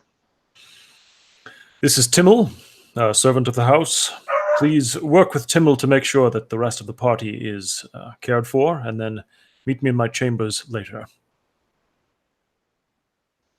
I quietly bow and then take your horse by the reins. Yeah, that's yeah. Oh yeah, I didn't know if you were gonna get off of it. I'm like, No, so John dismounts and hands you the reins, and he says, "I shall need your assistance later." And well, I shall consider whether anyone else would be productive. Sir, if I might, are the rest of your companions, are we entertaining them? Yes, everyone here will be staying in the castle until I leave. Very good, sir. I'll let the Regent Baron know. Yes, of course. Perhaps Bernard, Zettel. See what you can find out about life in the castle while we've been away. They nod, and then they'll leave with Timmel and start to take care of your wagons and horses and things of that nature. All right. So John's going to go off and go to his chambers and, get out of his traveling clothes and get cleaned up and dressed properly for court. And yeah, that's all for now. The rest of you, you're shown to individual quarters. And each one of the rooms that you've kind of been assigned to individually is... Dane, it's the room that you're in is probably the size of the hovel that you grew up in as a child. These are very, very well-appointed rooms. And there's... I mean, everything is either carved or gilded or some kind of material that you're not even sure where it comes from in this room. And there are people here who, they might not meet your every whim, but they wait on you hand and foot.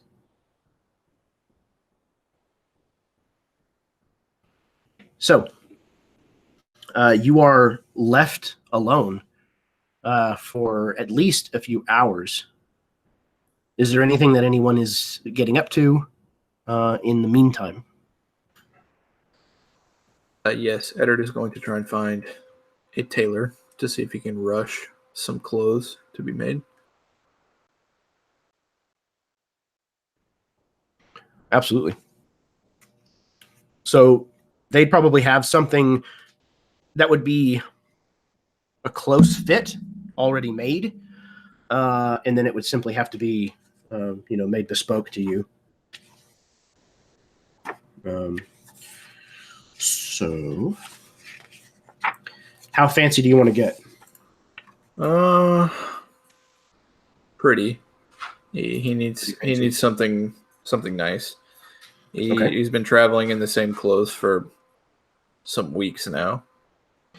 Okay, a set of fine clothes will cost you 15 gold pieces.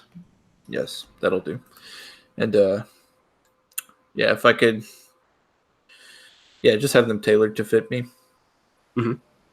And what colors are they? The colors of House Lightnor, of course. They are black and yellow. It's probably one of those situations where like one side of the tights is striped with yellow and black rather, and the other is red. So yeah, red would definitely be the dominant color. I think black and yellow is House Mellowain, and we're there's red, my yellow, shield. black. Okay, cool. Yeah, so you would definitely look to purchase some fineries, and it's okay that they have the color pattern for the the place that they're in, but he does affix his he would also like to replace his his cloak that he gave away, and he will affix it with his Warrington cloak pin. Excellent. Okay. Yeah, you can get in a cloak. I don't know what they run out of the book, but we'll call it 2 silver pieces for like a nice kind of woolen, heavy cloak. Anyone else?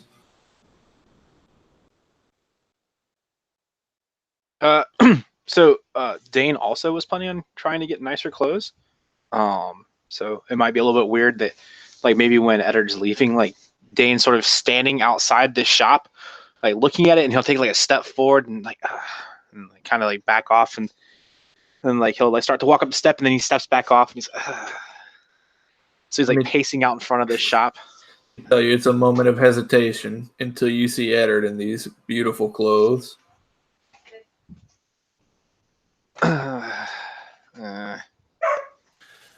As you're standing there hesitating, Zettel actually comes up and she kind of hurries over to you and is like, well, young Dane, why haven't you gone to find Sir John yet?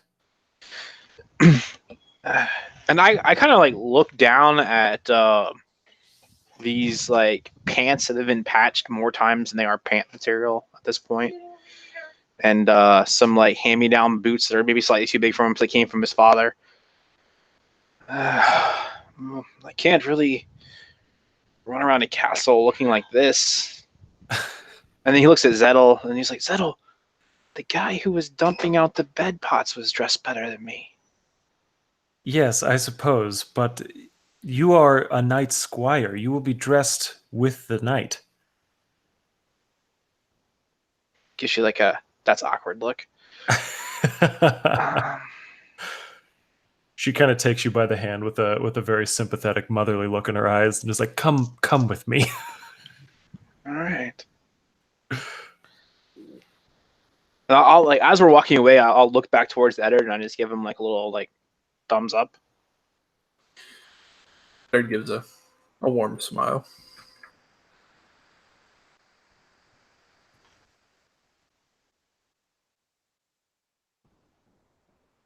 Okay.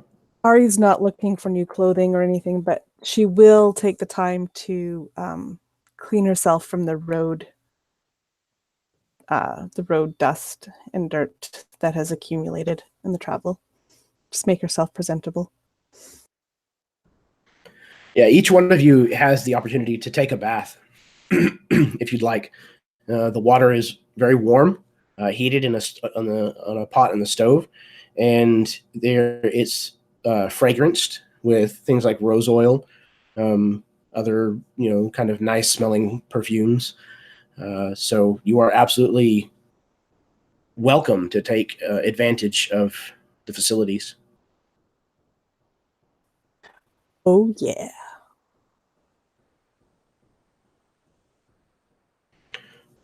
All right.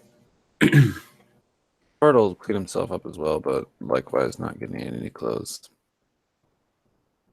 Okay. So imagine, Tord, you probably very much have the appearance of a road knight. Even if your clothes aren't necessarily torn and tattered, I would imagine that your armor shows every ding and nick, and it's probably not. I don't know. Is it emblazoned with any kind of colors? No. I'm only wearing. I think I'm with I got some chainmail, so it's effective but plain. Right. Just steel. Okay. No colors. Very pragmatic, I would imagine. There may have been a sash that I had, when I served as a road knight for a previous lord, but it's long since been either ripped away or lost. So no colors to speak of. You get quite a few looks in and around the castle. And it's not just you that is drawing looks from people. It also seems like the shield you carry has drawn quite a bit of attention. There's been at least one individual who kind of gasped and then kind of snickered at the sight of your shield.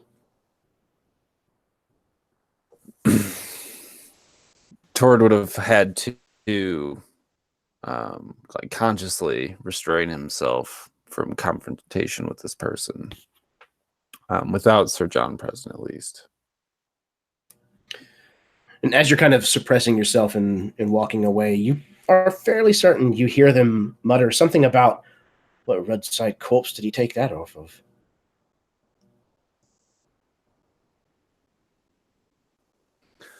Yeah, I would just bite my tongue. Would you like to describe this shield for everyone? Sure.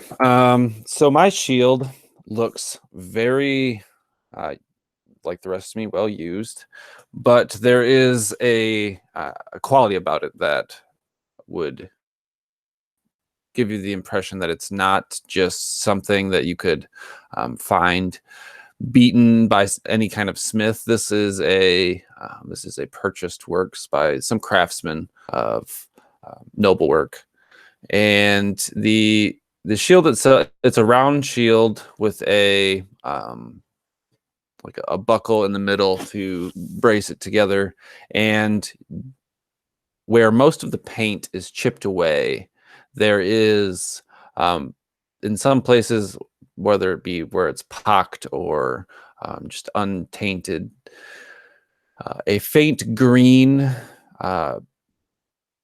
field, if you will, and it's probably only one remaining. There's like the chipped painting of a blackbird.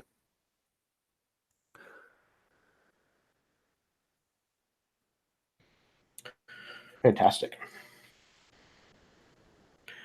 At some point or another, as the day kind of winds down, there's a knock at each of your doors. And when answered, there is a servant of the house who has informed you that your presence has been requested. And the requested doesn't sound as much like an option. At dinner this evening, that the Baron Regent, Sir Gerhard Volchester, is hosting you for dinner.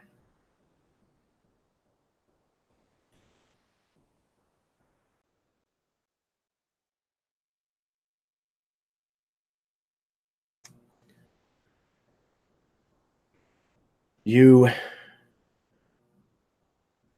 make the rest of your preparations, getting yourself ready for this evening. And you are retrieved at the appropriate time, shortly after the sounding of a bell. You are led to the dining room and are greeted just inside the door by a face who is familiar only to Sir John. As the doors open, this gray-haired woman, not old, not elderly, but you can see stress has caused crow's feet in the corners of her eyes. And those of you who are not familiar with her can see the resemblance in her to Sir John. She turns with a very intent and curious expression on her face. And when she sees John, she says, "Jonathan." Mother, it is so good to see you again. She glides across the room, her eyes kind of welling a little, and she embraces you, which is something only your mother, I imagine, has probably done. Yeah, absolutely. So John embraces her right back, and he holds her for a little while, and he kind of pulls her away enough to like get a good look at her face. And he says, "How have you been while I'm away?" As you kind of pulled her away, she pulls her hands up to either side of your face and kind of just looks like she's studying you. When you ask this of her, the wells that have kind of been forming in the corners of her eyes overflow, and they run down her cheeks. She just shakes her head. You can see her lower lip and her jaw tremble. It has been very trying. Is father well enough to see me? Your father's not well enough to do much of anything, I'm afraid. But I think the waiting to see him is the proper course of action. I think that's what the Regent Lord Gerhardt would want. I'm unconcerned with what the Baron Regent wants between me and my father. Son, you must understand, for the moment, he outranks you. He is a dangerous man to cross. This is not the welcome I was expecting, Mother. I know, I'm so sorry, but the business that you've been up to in the north it has made things difficult. News has traveled this far. Yes. She kind of looks ashamed. I know what happened. So Sir John sort of moves his mother's hands away from his face and cups her chin and lifts and like lowers his eyes down to hers. And he says, "Any news that traveled that quickly does not bear the weight of truth. Not entirely. We will set things right." You didn't kill a Justicar? No, Mother, no. Oh. All will be made clear soon enough. But for now, I have missed you greatly. My heart is full at our reunion. I am so thankful that you are safe. I fear the worst. Oh, she kind of like wipes the tears away from her eyes, kind of on the back of her sleeve, as she sees the rest of you kind of standing there awkwardly. Well, my manners. You must be friends of Jonathan's. Yes, please, allow me to make introductions. Eddard Bainton, nobleman from Warrenton, here to share news of our journeys there. She extends her hand, another nobleman, and kind of proffers it for you to shake. Eddard bows, my lady, shakes her hand. Ariana Shial, an elf of the Umbrawood, drawn together with myself and my retinue by circumstance and need. I see. It's been some time since I've seen an elf this far south. I always forget how striking you are. As a people, that is. Forgive me.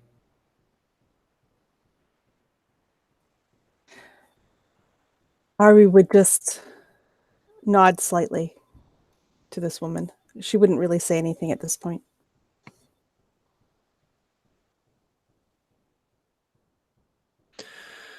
Masaka Tord, a warrior from the Southlands. Oh. I don't know that I've ever met an Angorian before. You are an Angorian, is that correct? I am. At least you have your manners about you. She kind of reaches out and touches you on the upper arm. Tord would like attempt to smile, but it's disturbing. She kind of gives you like a polite kind of returned smile. And last but certainly not least, Dane. Actually, sorry, hold on. I need to remember Dane's last name. I'm sorry. Dane Scarlet. Okay. Dane Scarlet, young man of Vykaril and my squire. Oh, you've finally taken a squire. Good. Yes, he is proving himself quite adequate to the task. So Dane just like bows. She says, yeah, adequate is high praise. She extends her hand towards you, Dane. And how is my son as a teacher?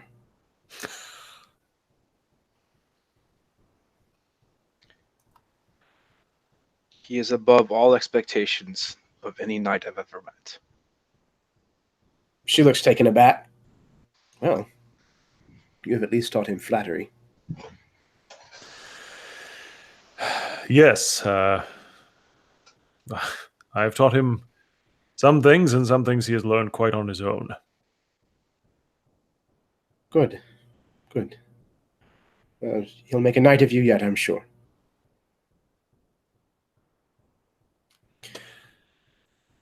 Well, please, come. Take a seat. It is still my dining table. She kind of slips out the comment. Good. And I trust I will be seated at your side this evening. Of course.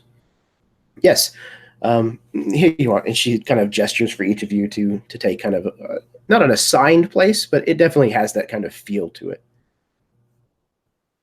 The servants have set your places, but there's nothing in any of them. They come around and begin pouring a red wine into each of the glasses. And there is a rude amount of time that passes before the doors open. Sorry, Jeremy. Dane's not going to seat or be sat until the other Baron shows up, because after all, I'm just a squire. So I'm going to stand behind and to the left or right of Sir John, whichever side his mother's not on. Excellent. Okay. You wait, like I said, for what is certainly considered a rude amount of time. Was there anything else that anybody is doing or saying while this kind of awkward waiting phase passes? So I do want to flash back really quick to when Dane reached Sir John's quarters and they were being dressed. And this is a time of conflict. I mean, his dad was injured in a battle. And so Sir John's outfit is a black sort of puffy shirt and a red doublet over it, but it is quilted and padded like armor.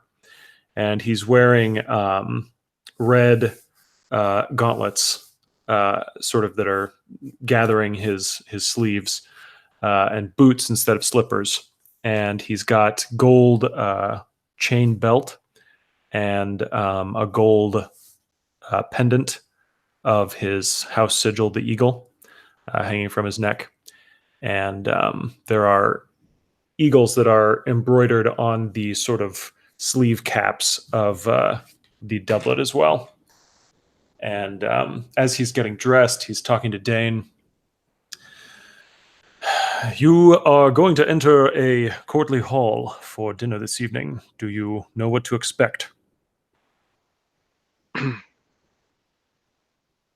So not sure, like, if he should bring some levity to the situation or a straightforward answer. Obviously, he's going to go for sass first. Expensive food and boring talk. Yes, that, and also something that neither you or I are skilled in confronting. Politics. there is a new Baron Regent in control of my house and its lands, and I do not know how he will treat us. I'm certain he won't break the laws of hospitality, but beyond that, I have no idea. He is an ambitious man.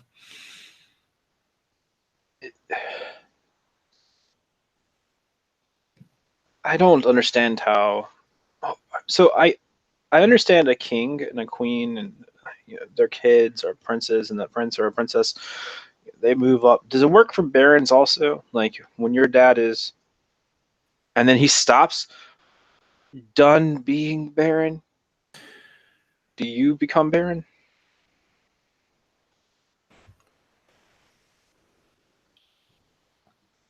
I suppose this is a clarifying question just to make sure. A baron title is hereditary, right, Jeremy? Yes, it is. That's what I thought. In the event of my father's passing or abdication, I will inherit the title of Baron of Cornwall. Yes. And if this regent is still in his position when that time happens, does it automatically pass to you, or does he retain it until the reason for him being the regent is solved? Because if he's running things, your servant earlier said that it was because your mother didn't feel comfortable making decisions that would impact the barony, and your father was wounded in a battle. That means there's still decisions of tactical means to be made.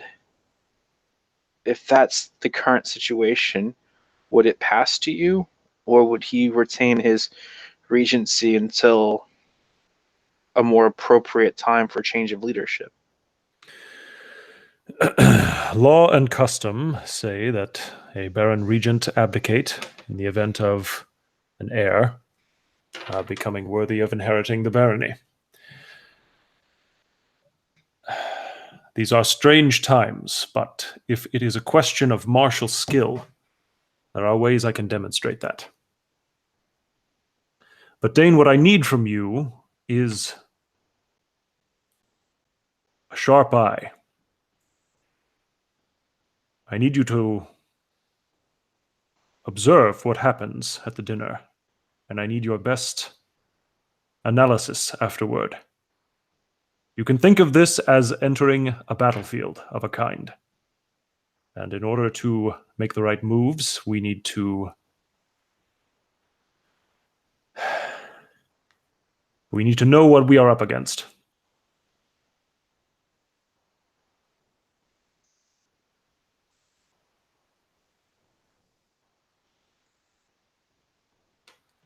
I can do that.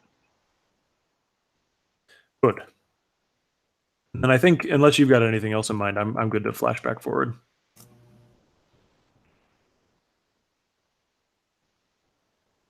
No, I don't. I don't think I have anything other than kind of at one point sort of pushing your dressing servant out of the way and like straightening different things on you like my mother would me. Sounds good.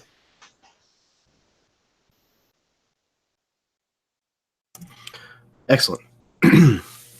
So we do indeed then cut back forward to this awkward waiting. And eventually you hear the footfalls of someone approaching. And the doors open to reveal a man who is large. Not quite as large as Tord, mind you, but he's broad of shoulder and bears many marks of a warrior. Some incredibly gnarly scars down his face, and a very stern expression with dark eyes. He's dressed almost entirely in black, though there are yellow accents and a crest of House Mellowing on his lapel. He enters the room as if he owns the place and strides across the room, where a servant pulls back the chair at the head of the table. He steps in front of it and sits as they push the chair in for him. Reaches over, grabs his napkin, and looks up at each of you in turn for a moment. I trust that your journey went well. Yes, we made great haste from Warrenton because of dire need. But the travel was safe. The Justicars helped us from Oxford to Cornwall. The Justicar helped you arrive in Cornwall. Is that correct? Yes, indeed. I'm rather surprised that you weren't arrested on sight. Yes, I understand that news has followed us faster than truth could follow. Oh, I believe that truth can spread just as fast as lies, depending on the crime. He kind of levels this word.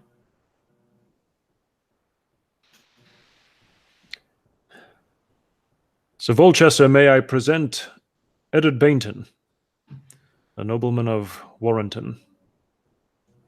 He can tell us what has happened in the north.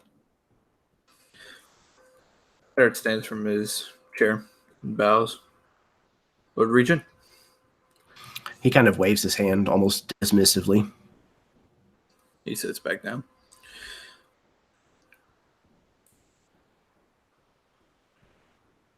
Might you tell us what you've heard about us? He's already placing forkfuls of beef in his mouth and chewing. And he looks at you almost sideways for a long time. Then he looks across at the Baroness and kind of dabs his mouth with the napkin. I don't think it's appropriate to discuss such matters in front of the lady of the house.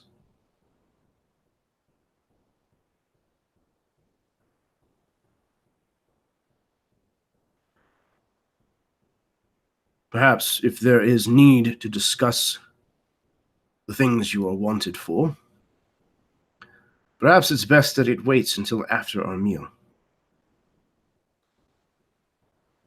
Be it. Edward takes a sip from his wine.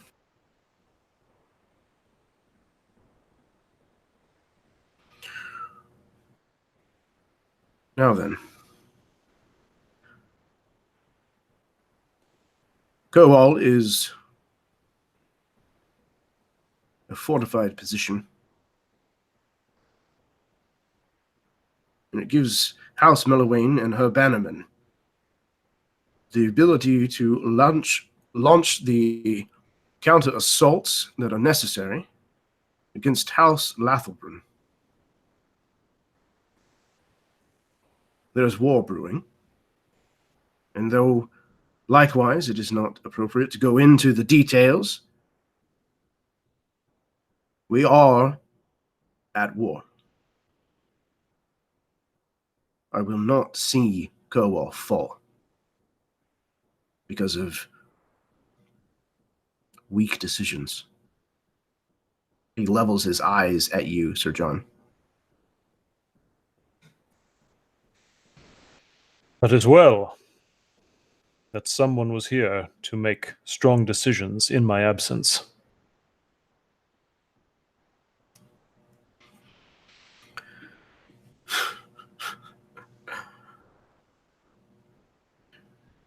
The barony needs a strong hand. Not only a hand that is here to wield the weapon of war. One that knows when punishment, death, perhaps even, is appropriate to dish out.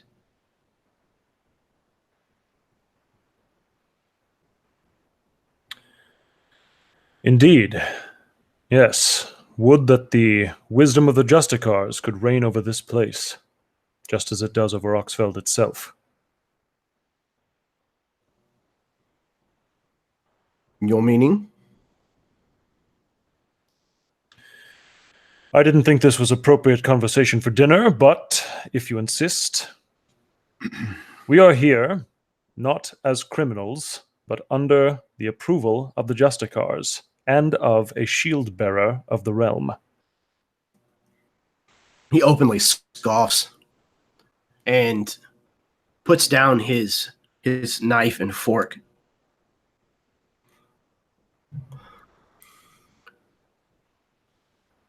If you have proof, then I suggest that you bring it forward now.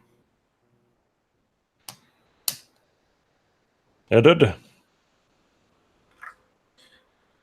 Eddard pulls from his satchel the re-rolled up writ from Bencho, and he walks over to the Lord Regent and places it on the table next to him.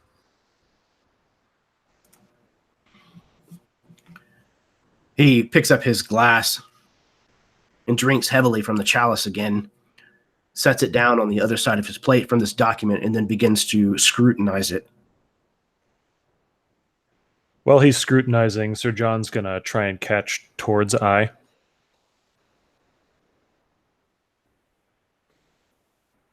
Tord has been locked on to this conversation pretty intently, so if you looked at me, I would have noticed. So Sir John looks at Tord, and then Sir John looks over at the Sir Volchester.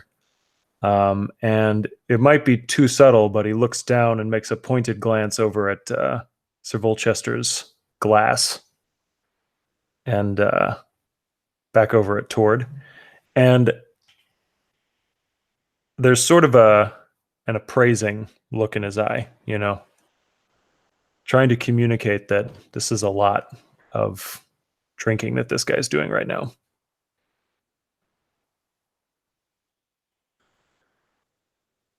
Something that we can use to our advantage. I think when Tord kind of sends those signals out, Sir John gives him like a kind of a warning look, but then it warms into something that's like, well, maybe. Tord's out of his element here, so he's kind of like, do we kill him? So, as the Lord Regent goes over the document, Eddard says, "So, you must understand that we wouldn't have made it far out of Oxfeld without this document and without our combined word being trusted among the Justicars." Yes, well, the Justicar's reach is sometimes questioned. Well, I should have to put this before the Duchesses' hand. Find out what she thinks about all of this.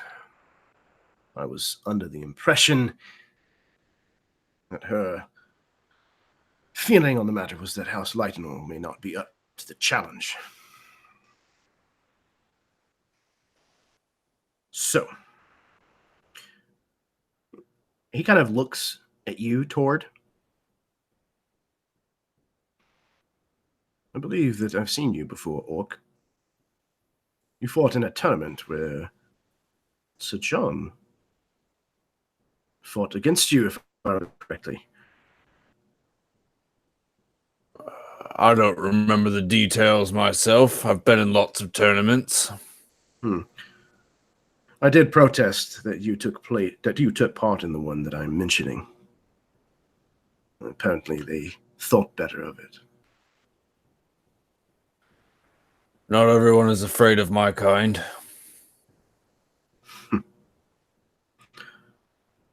He kind of points to the scar that runs kind of the length of his face. I too am not afraid of your kind. I think Tord would turn his face to like where there are like the remnants of burns. Likewise.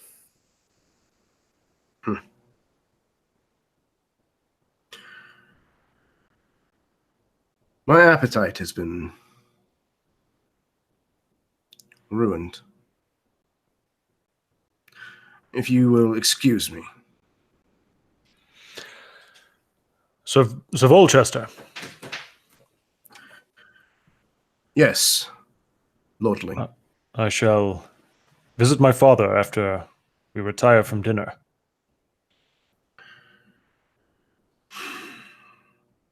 If you insist.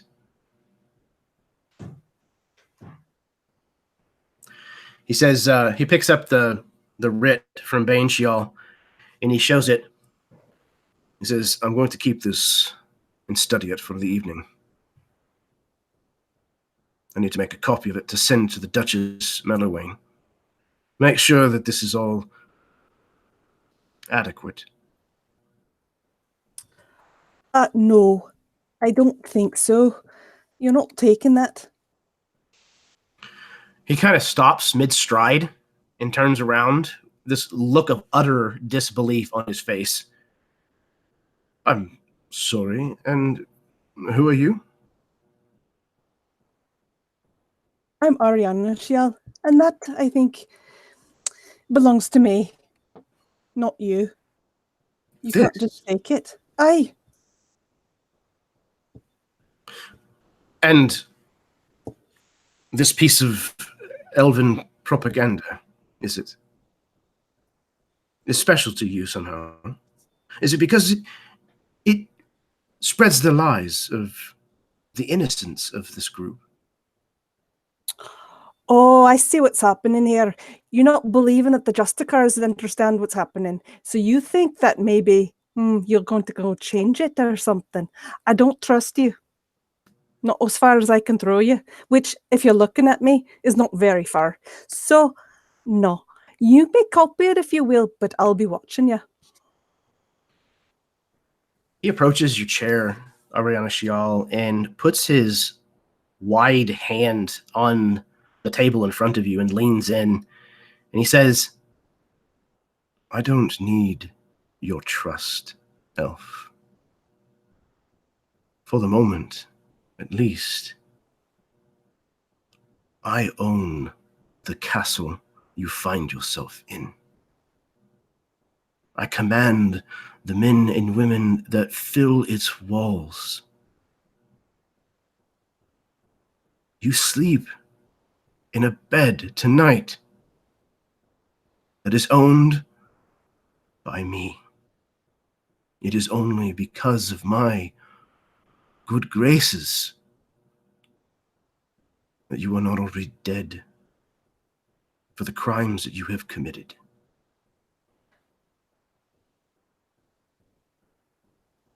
So you would take justice into your own hands even after the Justicars have already cleared us.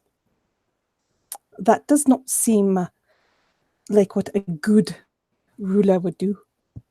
He lifts his large hand that he had placed on the table and shows it to you.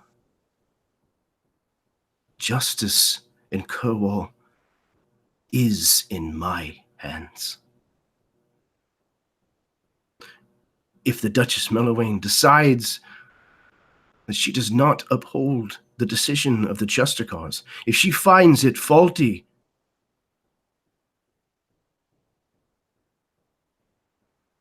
then your punishment will be severe. And it will be by this hand.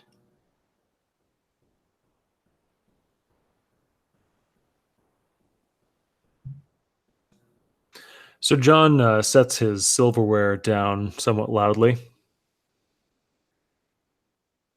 Of course, justice will prevail in the land, one way or other.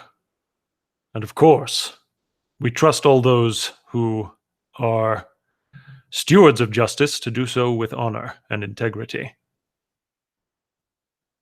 Because anyone who does not deserve their power.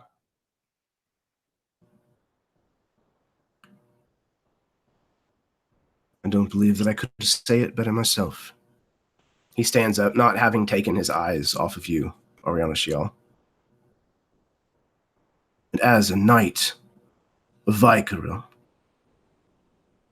as the champion of House Mellowing, and as the Regent Lord Baron of Kerwall, my honor is not in question. I will take this document, and I will have it copied, and then it will be returned to you, elf.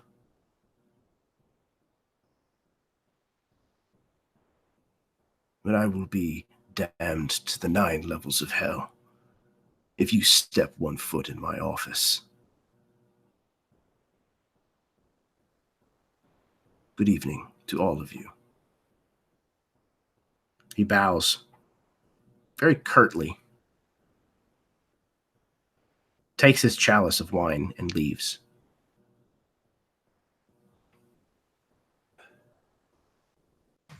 As soon as he's been gone for 10 or so seconds, Sir John he's got his hands balled into fists on the tabletop, and he is staring down at his plate of unfinished food, and he says, "Mother, I am sorry that decorum was not maintained at your table, but if the Lord has left, is there any reason for us to remain?"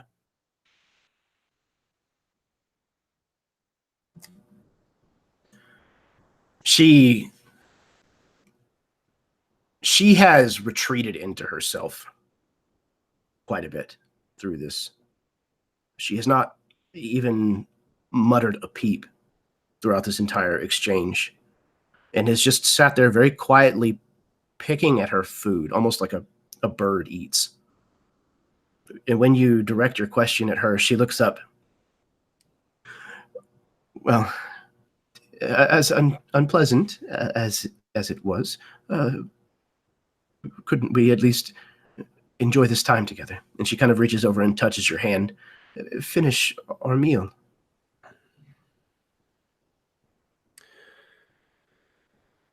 Yes, Mother, of course, but I find I have no appetite for this full meal. I'm so used to trail rations. Perhaps we could retire to our quarters for refreshment.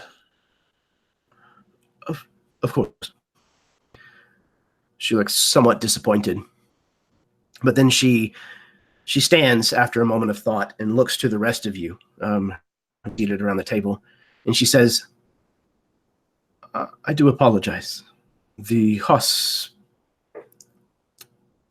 hospitality, oh man, I just can't find that word. The hospitality of my house is not usually quite so gruff. If you would excuse me. Mother, I shall escort you. As for you others, if you would retire to my chambers, I can meet you there shortly. Eddard finishes off his glass of wine, stands from the table. He bows, my lady, and he will make his way.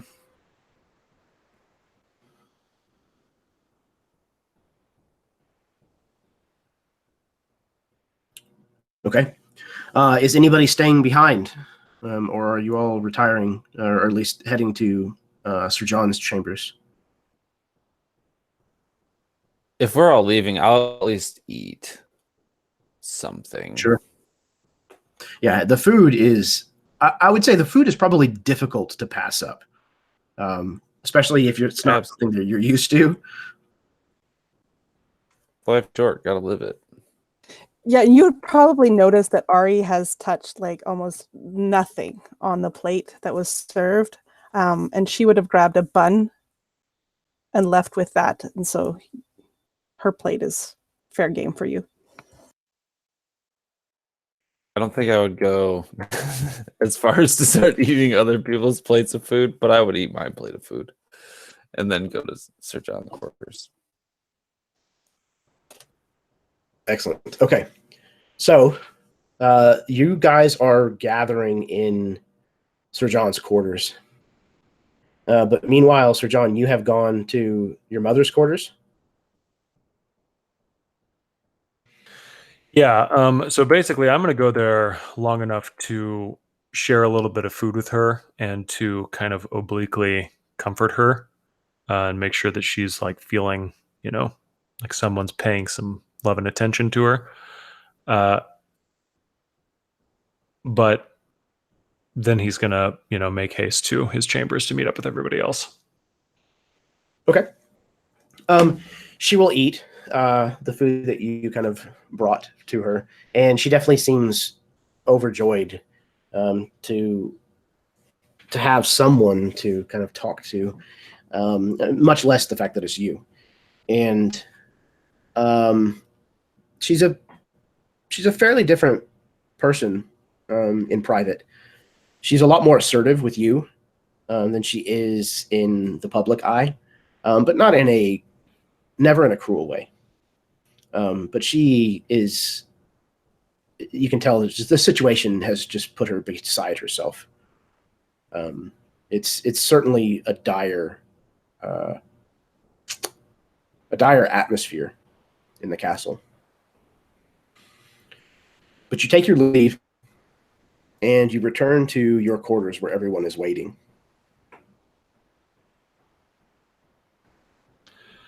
I'm curious if there was any conversation in the few minutes while I would have been not with you all.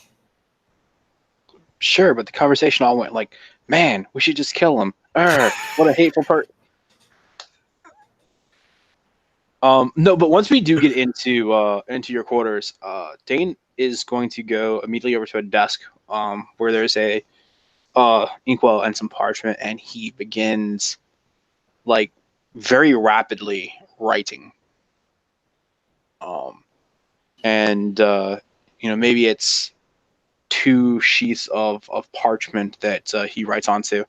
It'll be extremely rapid. When he's done, he walks it back over and hands it to Ari. And it is a word-for-word copy of the writ that Baneshell gave us. I have the keen mind feat, so I can recall anything that I've witnessed.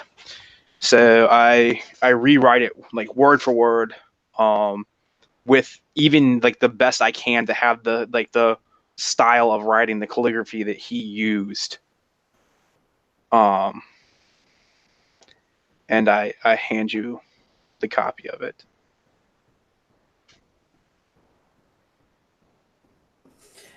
And Ari takes it from you and looks down at it. And seeing what you've done, she looks back up at you. Very good. At least we'll be able to make sure he hasn't changed anything when we get the original back. If we get the original back. Do you think we're going to get to leave here? No. Somehow, I feel like we've walked from one prison into another. Out of the oven and into the fire. Yeah, Miss Well, Wong. I've already been in an oven, boy. I look at you like that was the joke. Tord, it's a joke. Wasn't funny. Was in an oven. PTSD.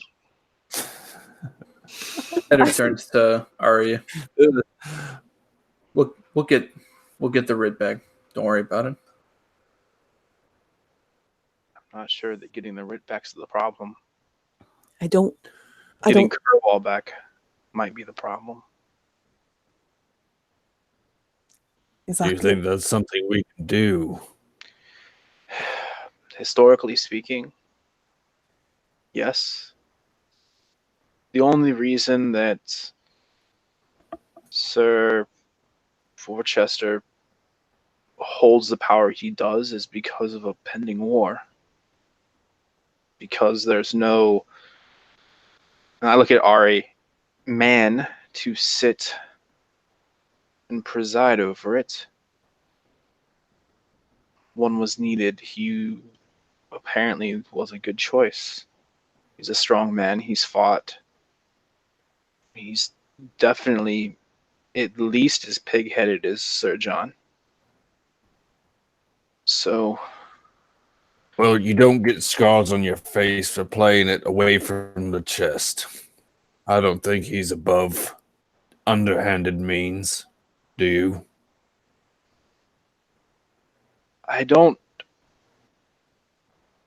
If you mean, do I think he'll sneak into someone's bedchamber and poison us or stab us? He won't. He's a knight. No. But No. sabotage on the battlefield. He's no. Nothing like that.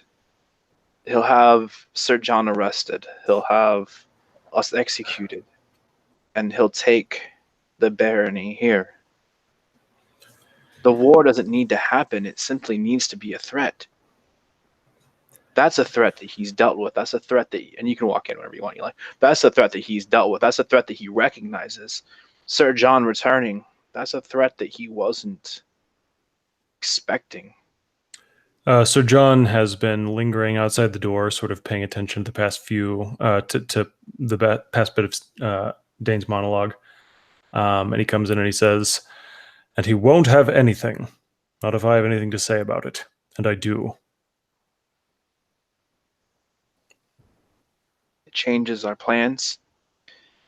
And will make saving all of Vykaril more difficult.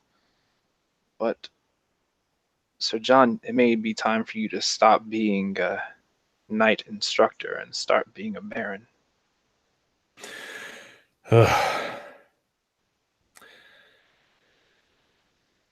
It looks like he's about to say something about that, and then he abruptly looks at Ari. Ariana Shial, do you think you can find out if the copy Sir Volchester is making is authentic?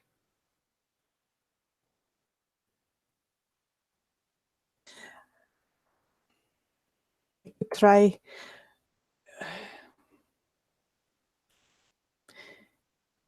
If I'm caught, it won't go well for you.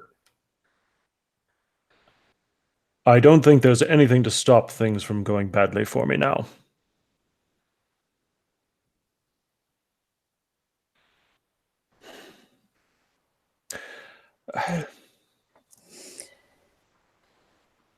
If Ariana's going, I'm going.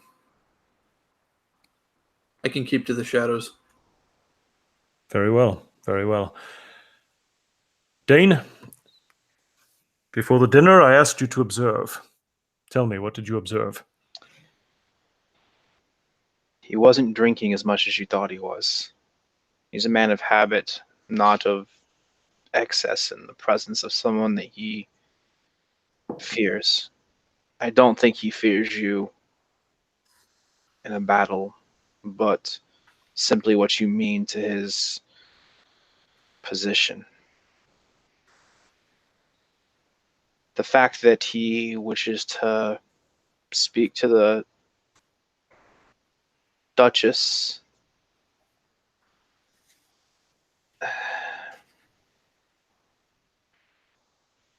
he's not looking to gain favor with her. He has no reason for her to doubt the truth of the Justicars. So he's already has her on his side. He's promised her something, she's promised him something.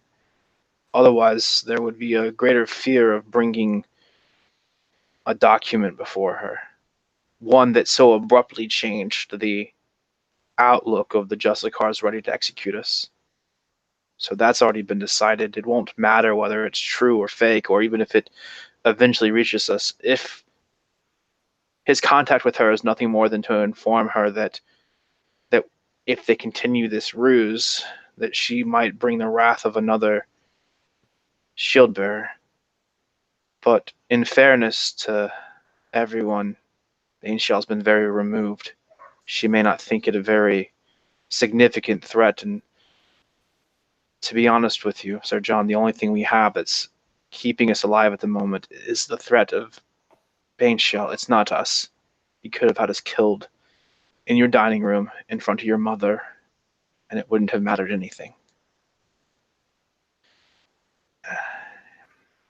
The intention for him to change the document, I doubt it, but I don't know that we'll ever see it again.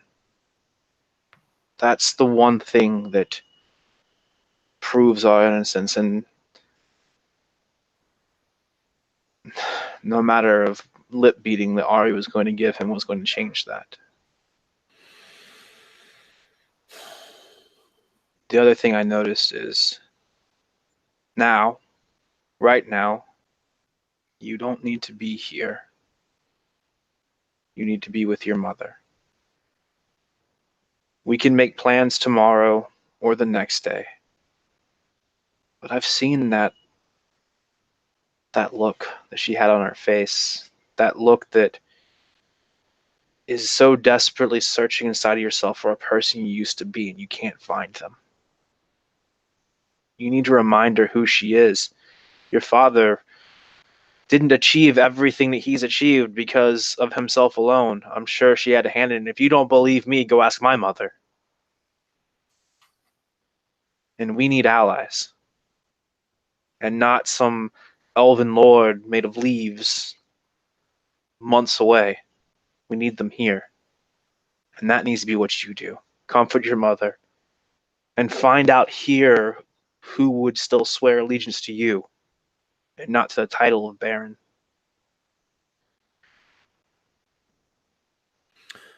But Well, you observed well. You misunderstand some things, or I hope you do, but you made thorough notes. Tord, what do you make of this? Volchester. He's a military man, and like Dane said, your presence here has upset the balance of his, or at least means of succession. Perhaps routing him here in the castle is the advantage, with the war being the backdrop. I'm not much for courtly intrigue. Can't say I've ever been this far inside of a castle before. But you have my sword when you need it. It's the least I can offer. I'm not much for courtly intrigue either. I find myself reaching for my sword now more than anything. I'm not well suited to this life.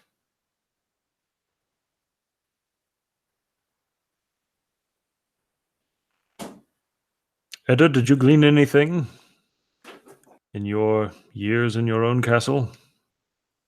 Do you know the workings of the political world? The only thing I was able to glean from our meeting together is that the only thing stopping him from sitting where your father does, just walk through his front door. And if I'm honest, I don't think he'll stop at anything to see that you don't impede him.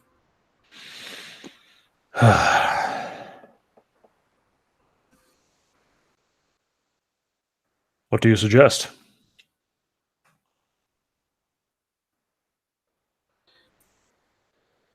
It's a tough decision to make. But he has the only thing that proves our innocence right now. The word of the Justicars only goes so far, especially with someone as bullheaded as he.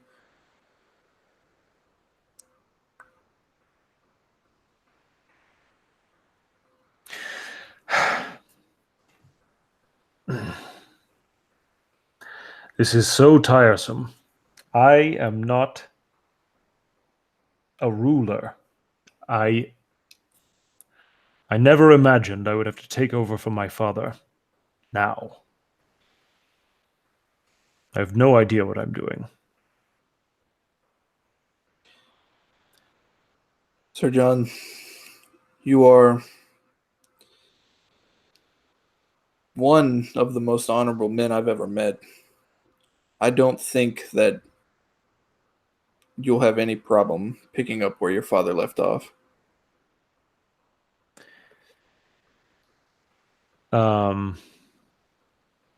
So John looks over at Dane and says, "It takes more than honor to be a leader. To It be a takes guide." action, Well, and that's something you're good at. you're not wrong, my young squire.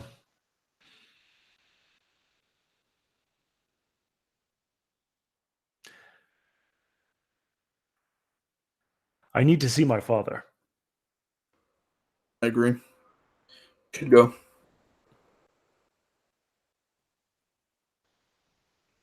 Dane, will you accompany me?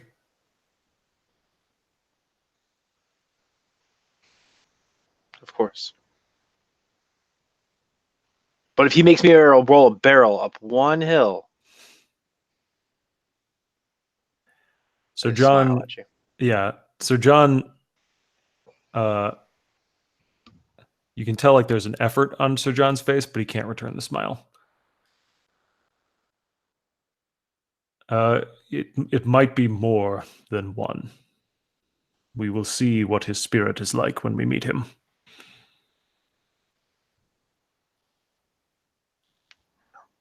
Lead the way. Very well. And the rest of you, do what you think is best, I suppose. Sir John, you are the better man here. For what you have done for my family, I owe you a great debt. So we will do our best to make this situation right, to put you where you belong. You have my word. I appreciate that, Ariana Shial. And then Sir John looks over at Tord, sort of sideways glance. I still owe a debt to your family. But if you will stand beside me, I appreciate it.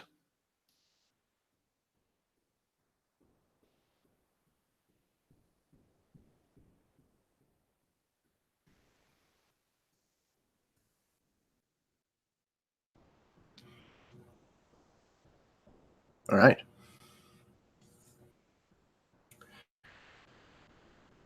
You make your way to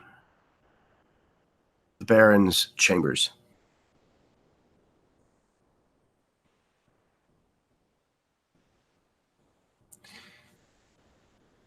Your father is a hard man,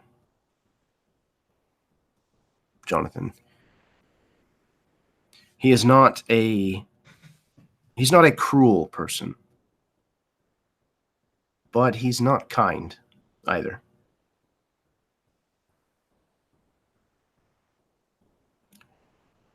The one thing that has always struck you about your father is that he is stern to purpose, and he is a strong man, in arm as well as in will.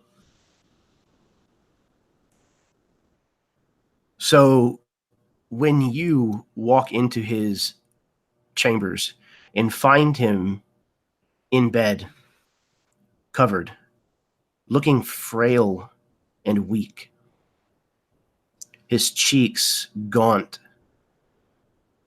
and his skin somewhat ashen colored,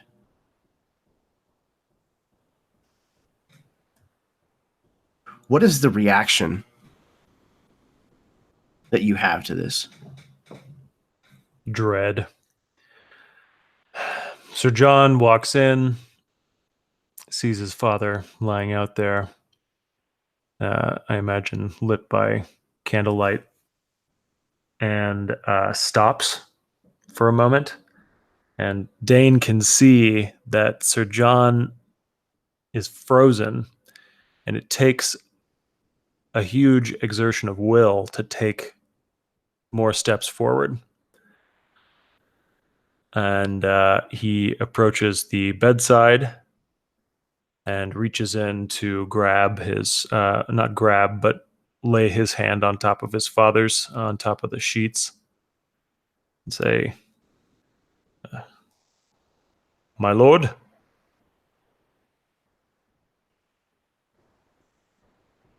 His head is propped up on several pillows, and when you touch his hand, you're surprised at how cold it is.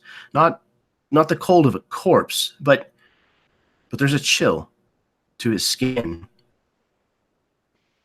The gold of his signet ring is stark against the graying of his skin, the pallor being a stark contrast. He's breathing through his open mouth in heavy, raspy breaths.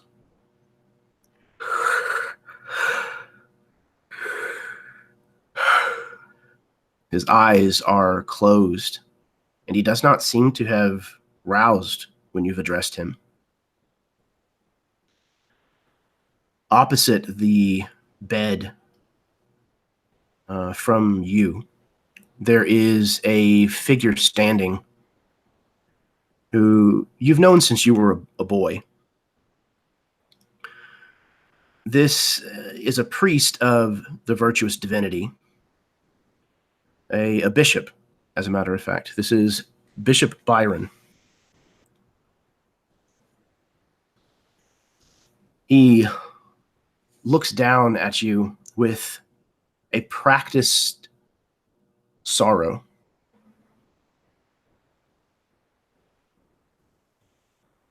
I am afraid that we have been able to rule out poison or disease. I'm afraid that his curse is brought about by dark magic. He makes the sign of the virtuous divinity across himself. So John repeats the sign, but kind of half-heartedly. Not as much as he usually does, of course, because this is about his father, but he's not a religious man.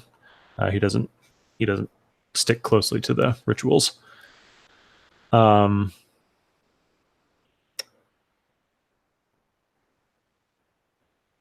You've done all you can for him, I trust. Of course. I've done all that I can for the Lightonor family my entire life. And I will continue to do so. I've heard that he took an injury in battle, but black magic is, am I mistaken?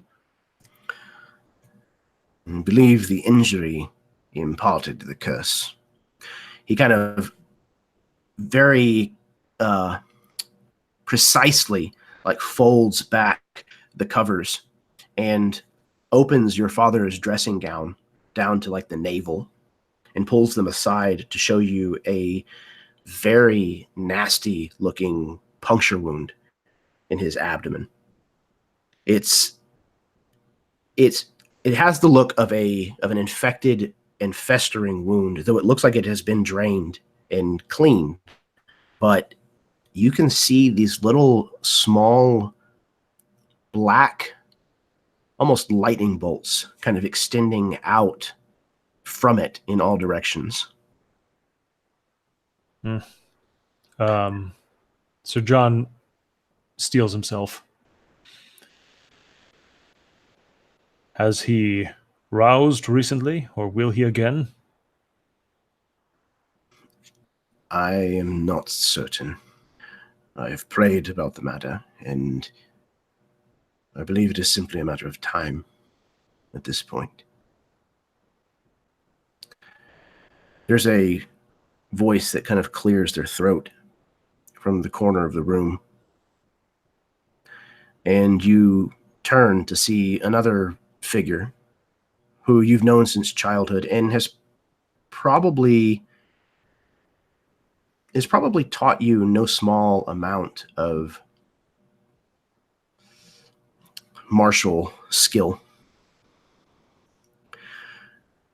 There's a man who has served as a knight of your house since the time of your grandfather. His name is Sir Owen. He says, "There may be another way." To which the bishop adamantly shakes his head. No, absolutely no. I don't think so. Sir Owen, I did not expect to find you here. When I heard that you had returned, I figured you would make your way here. He crosses the floor towards you and extends his arm after he bows to you. Sir John clasps his arm as well. It is good to see you. I wish it had been under better circumstances. Likewise, sir, Lord. I'm not a lord yet. Well, yes, sir, of course. He kind of looks at your father. Almost to emphasize the point, Sir John turns. This is Dane, my squire, in the knightly arts. He turns and extends his hand towards you, Dane. I shake his hand. My name is Owen. Sir Owen, I suppose, is the proper term.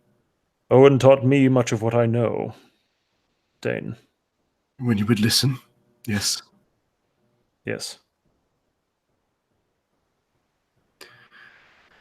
Has he made you roll barrels up a hill? He looks at you, Dane. Up, down, across.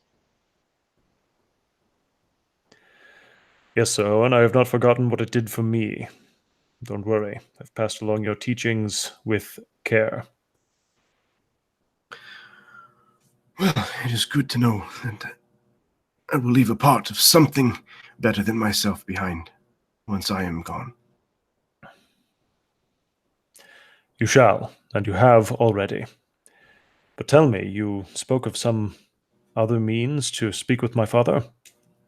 Yes, he begins, and the bishop once again says, "Really, I must protest." Sir John looks at him with a deadly stare.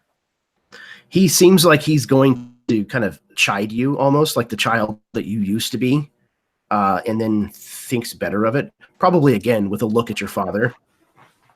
And he falls quiet. And Sir Owen Colwart, he continues. There is an old place not far from here, about a day's ride. It may not be something you've ever seen before, Sir John. I'm certain that your mother would have thought better otherwise. It is a place of the old religion. It's called the Church of Crows. He kind of looks at the priest.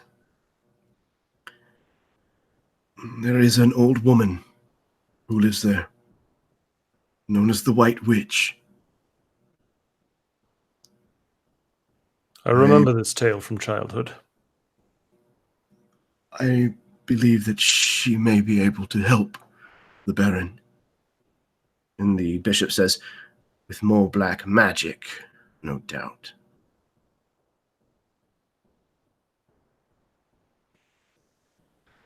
John again casts a kind of deadly look over at the bishop, and then a look of concern at his father, and he says,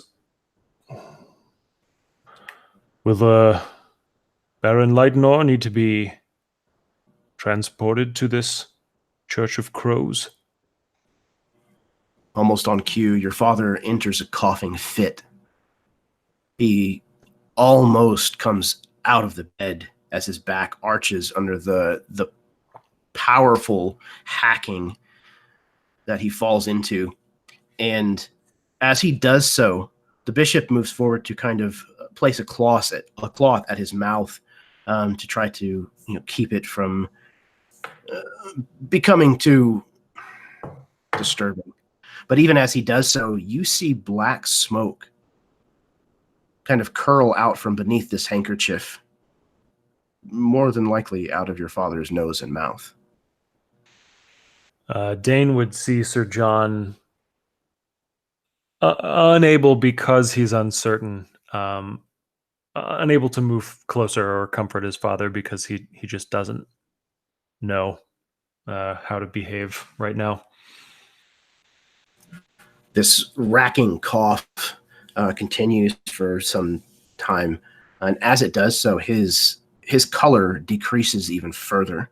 He grows incredibly pale, and you can see his veins beneath his skin, and they look dark. And as the fit subsides, he is lowered back down to the bed by both of these elderly men. And the color returns, but not even as much as it was before. He seems a little more ashen than whenever you first arrived. And Sir Owen looks at you and shakes his head. He says, "I do not think it would be wise to move your father at this time. I am hoping that whatever this White Witch might be able to provide be something that can be brought to him." So John looks at the bishop. How much longer can his will hold out? The bishop says, "It's hard to say. He's held on a surprisingly long time. Perhaps maybe to see you come home. I am fearful that there is not long left." Sir John looks at Sir Owen. And if I leave to go to this Church of Crows, will the House Lightenor be safe in my absence? I fear the House Lightenor has not been safe in your absence since your father fell ill, Sir Jonathan. But your mother will remain safe. At the very least, that I can guarantee you.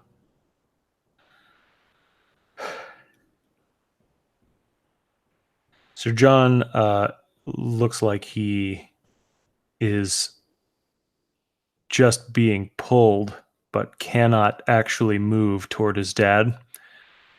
And he's really frozen up right now.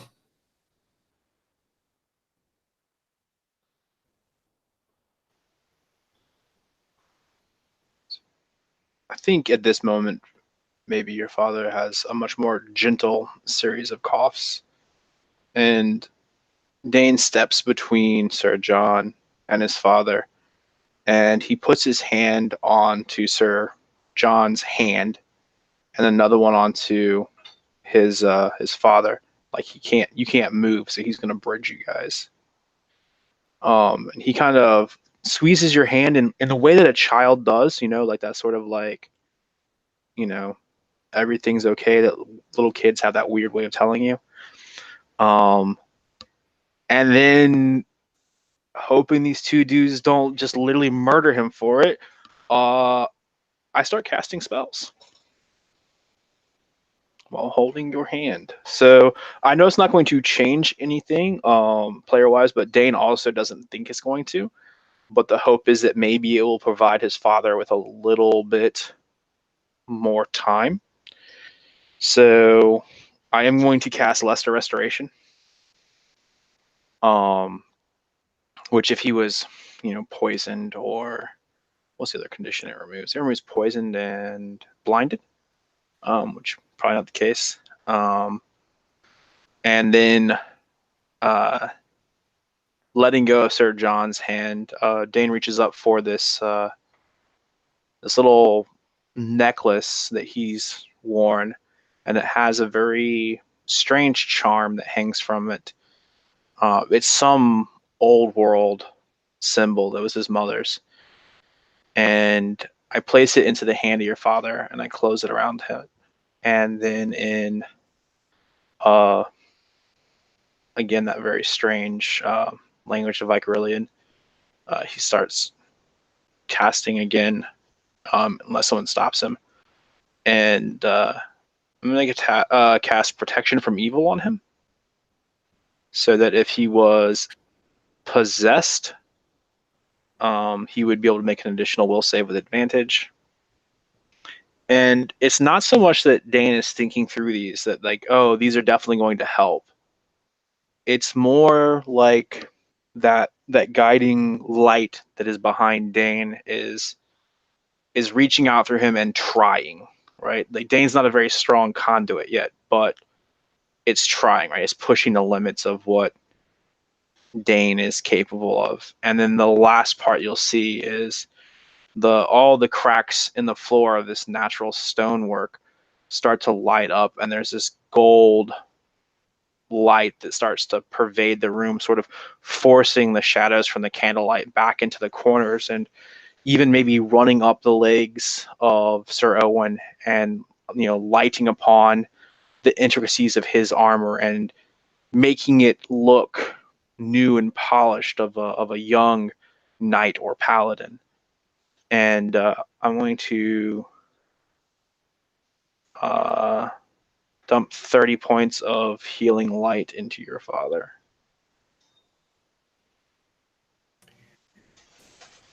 Yes.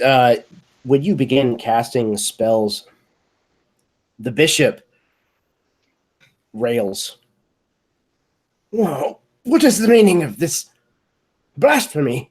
He begins making the sign of the virtuous divinity across himself again. How can you stand for this? He looks at you, Sir John. Sir John's actually looking at Sir Owen. He doesn't care what the bishop thinks. The bishop, seeing the complete futility of arguing this with any of you, huffs and leaves the room. Sir Owen watches Dane in surprise, and then looks to you, Sir John, with kind of a questioning look.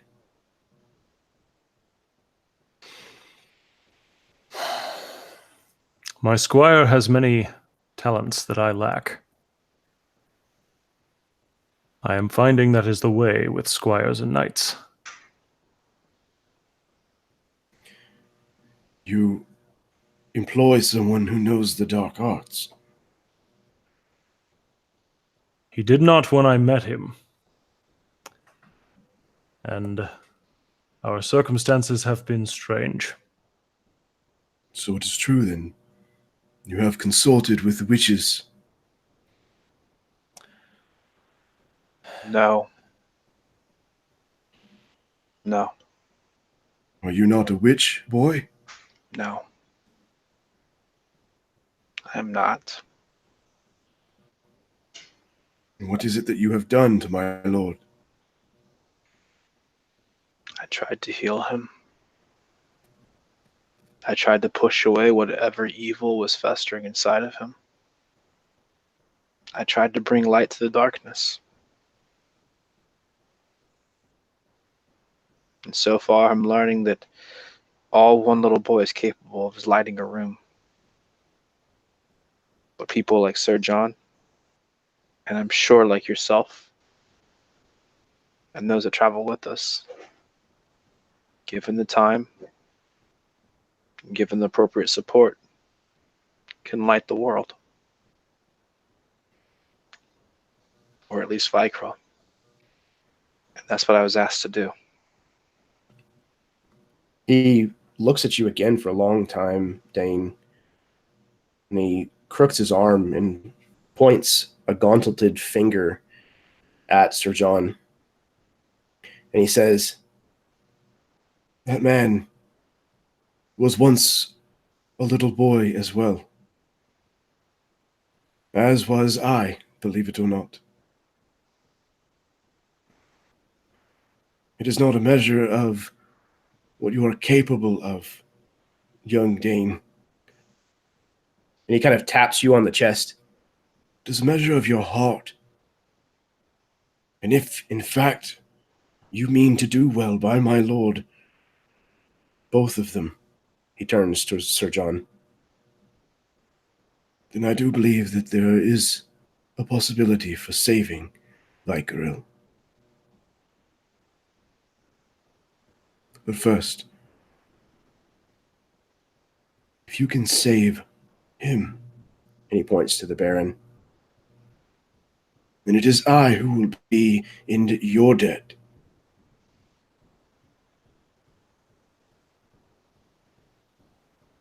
Save Kerwal." He looks to the two of you. "Save Baron Nicholas. Or at least ease his passing." I will do all that I can. And while I am away, I trust that you will look after my mother. "With everything I have left." Thank you, Zoe, and that is more than many men have, even in their best years.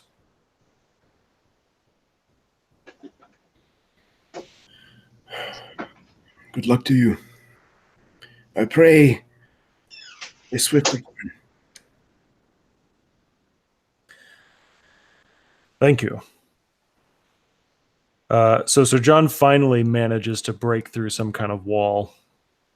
And he goes over to his father and he puts his hand back on his father's hand and he says, "Hold on, my lord. Hold on just a little longer." And then he turns to Dane and he says, "Dane, we must prepare to leave at dawn."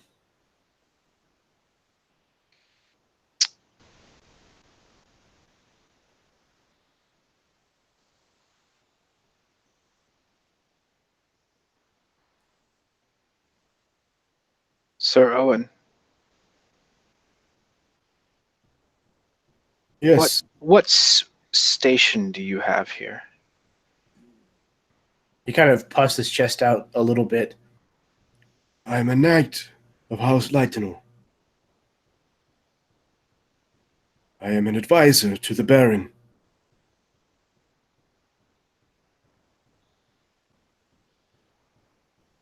And if need be, to keep other parties out of this room while we're gone. A knight of your station could truthfully swear to the fact that he saw dark arts used in here this night, and cannot be certain that they don't linger, and therefore no one should enter. He kind of smiles a bit at the corner of his mouth. "That I might be able to do, yes." It's a good thing about growing old. You live long enough to see new beginnings. Your hair grows gray, but your heart never grows any smaller.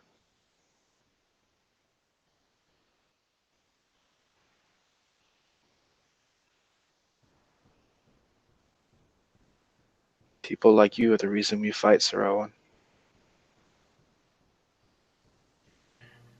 He takes the compliment in stride and laughs lightly as he kind of nods his head.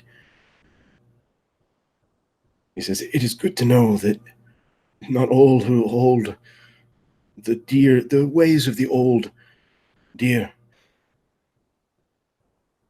are fading from this world. I am looking forward to the days when Vykaril has been rejuvenated.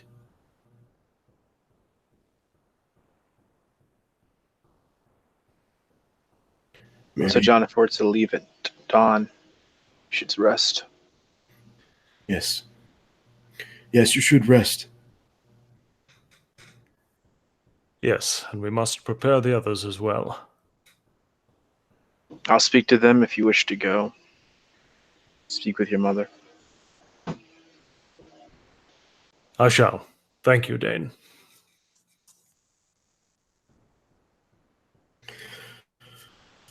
So you leave the Baron's chambers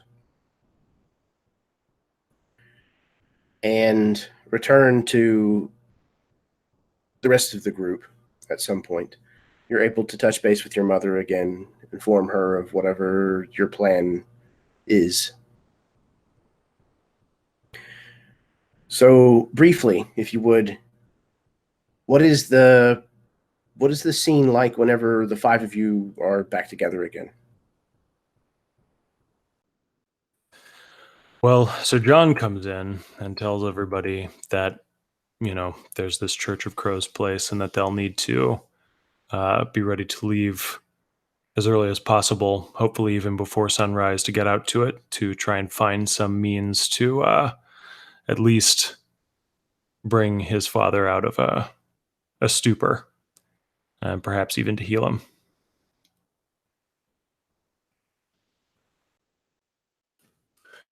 Word here is Church of Crows, and he's about it.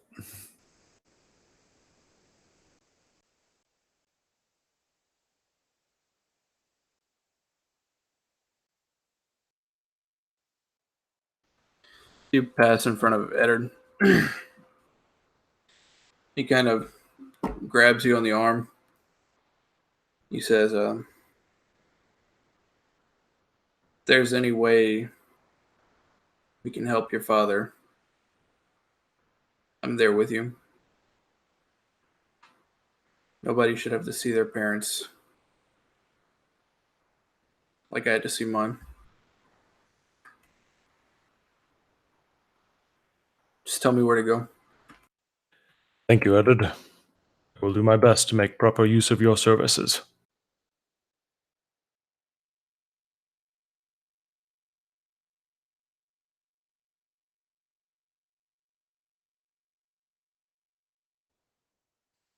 Why wait? Why don't we just go now? Before he expects us to leave and stops us. I tend to agree with Ari on this one. I actually thought that was the intention, and we only said dawn for those people who are listening.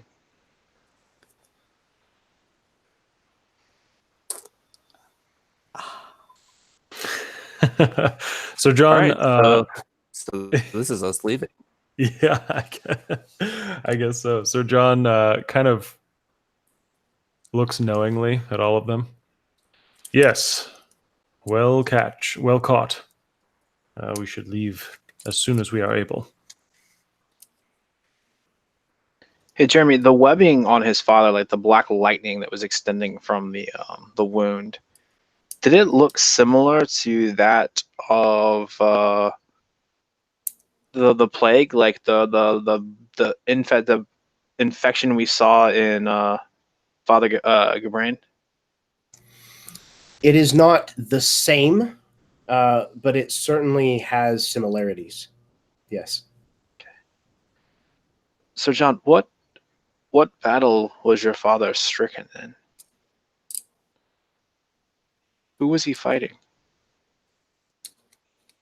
If the reports that have reached me are accurate, it was House Lethalbrun. That's the same one that the war lingers or looms? Discontent has lingered between our two houses for a generation at least.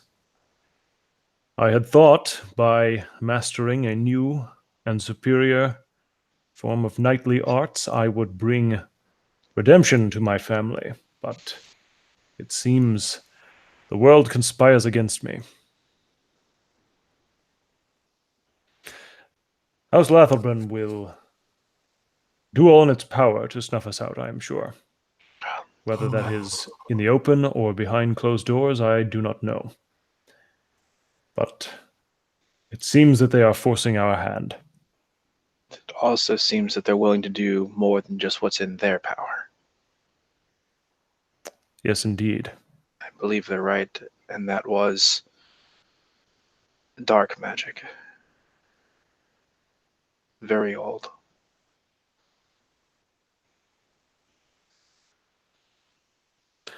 Yes, well, let us hope that the White Witch knows how to counteract it. House Lightnor needs strong leadership. It'll have it either way.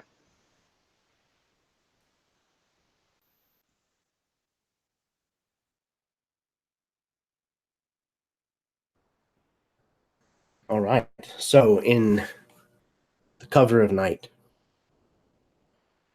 almost like common thieves, the five of you make your way to the stables, saddled your horses or hitch your wagon, and leave Kerwall behind. As you're riding out of the gates of the castle, anybody who looks behind might see Sir Volchester come to the balcony of his room and can feel the seething rage as he watches you ride away.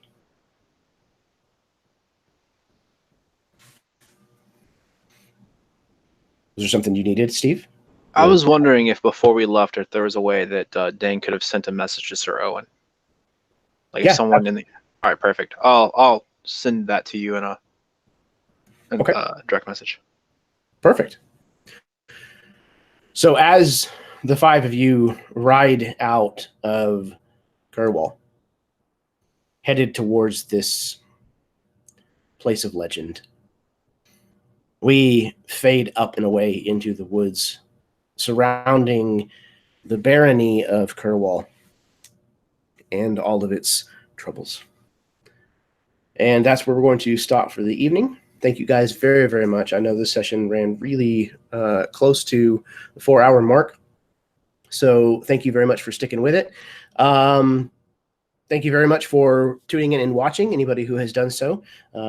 If you tune in the future, thank you very much for that as well. So yeah, before we call it a night, I'm going to pass it over to my players once again so they can say any last bit of business and outros that they'd like, and then we'll let everybody go to sleep. So we're going to hit our East Coasters first. So Baron, go ahead. Hello, everybody. I'm Baron. I played Masaka Tord, the rough and tumble, no courtly sense to him whatsoever, Angorian orc. And fuck, man. Why do you keep making these sessions so stressful, Jeremy? Fuck. Actually, it's our fault, but as usual, thanks for having me. Always a pleasure, man. Thank you. I don't like to look at them as stressful so much as challenging.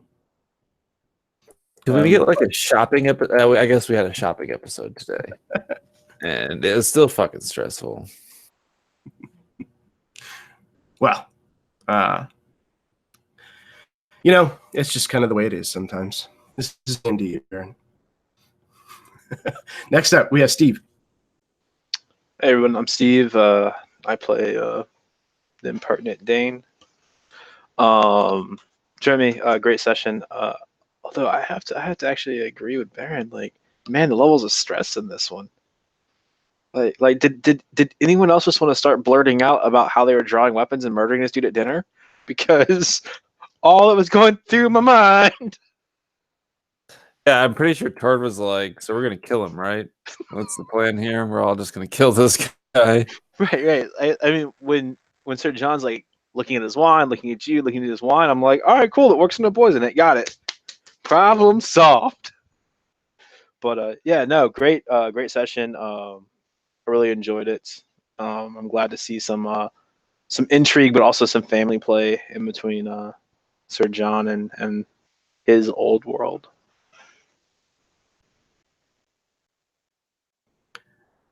Fantastic. Yes, one of the things that we've definitely been missing so far in the campaign is courtly life, the kind of maneuvering and underhandedness that kind of tends to rule the kingdom, unfortunately, in a lot of ways. So I'm glad to have finally got some of that in, even if it's uncomfortable. I kind of like the fact that it's uncomfortable. Next up, we have Eli. Hey everybody, I'm Eli Kurtz. I played Sir John, who is just so glad to be home. It's just a treat every time. He loves everyone. He's so happy to be reuniting with people that are dear to him. Definitely not stressed at all. Definitely, just fine. I really enjoyed this session. Stuff is going places, and oh boy. Jeremy, thank you so much for running the game tonight. It was amazing. Always a pleasure, sir. Thank you. Next up we have Josh. Hey guys, I'm Josh. I played again tonight, Eddard Bainton. Happy to get into the political intrigue. It's kind of where my character shines, lying and persuading people. But yeah, very, very tense session tonight. I was unsure the entire time what was going to happen in the dinner room and completely ready to fight basically on a needle drop there. But great job by everybody tonight. Thanks again, Jeremy, for having us. It's been a real pleasure. I look forward to next time. Me too. Next time, I have a few things that we did not manage to get to tonight that I am very much looking forward to in the next session, which we already have in the books, thankfully. All right. Last but certainly not least, Karen.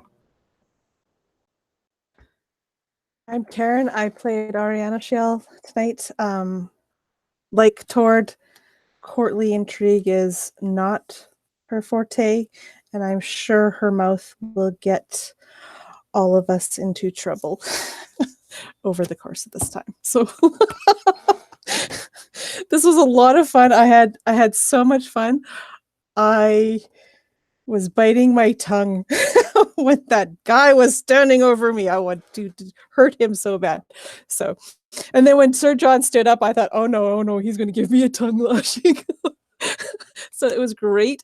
I love this session. I can't wait to see where it goes. And I am on pins and needles for this entire thing because, oh dear, so many things are going wrong. Well, unfortunately for all of you, I really enjoy playing bastards. I like playing people who are just vile. You're so good at it. It says something, I'm sure, somewhere about my psychological state. But thank you very, very much. You guys are phenomenal every time. I can count on you to take what I have kind of planned for a scene and really just stretch it and give it a lot of volume and weight. So I appreciate that immensely. So before everyone turns into zombies or pumpkins or zombie pumpkins, I'm going to go ahead and call it a night. So until next time, may your dice roll high and your snacks always be within reach.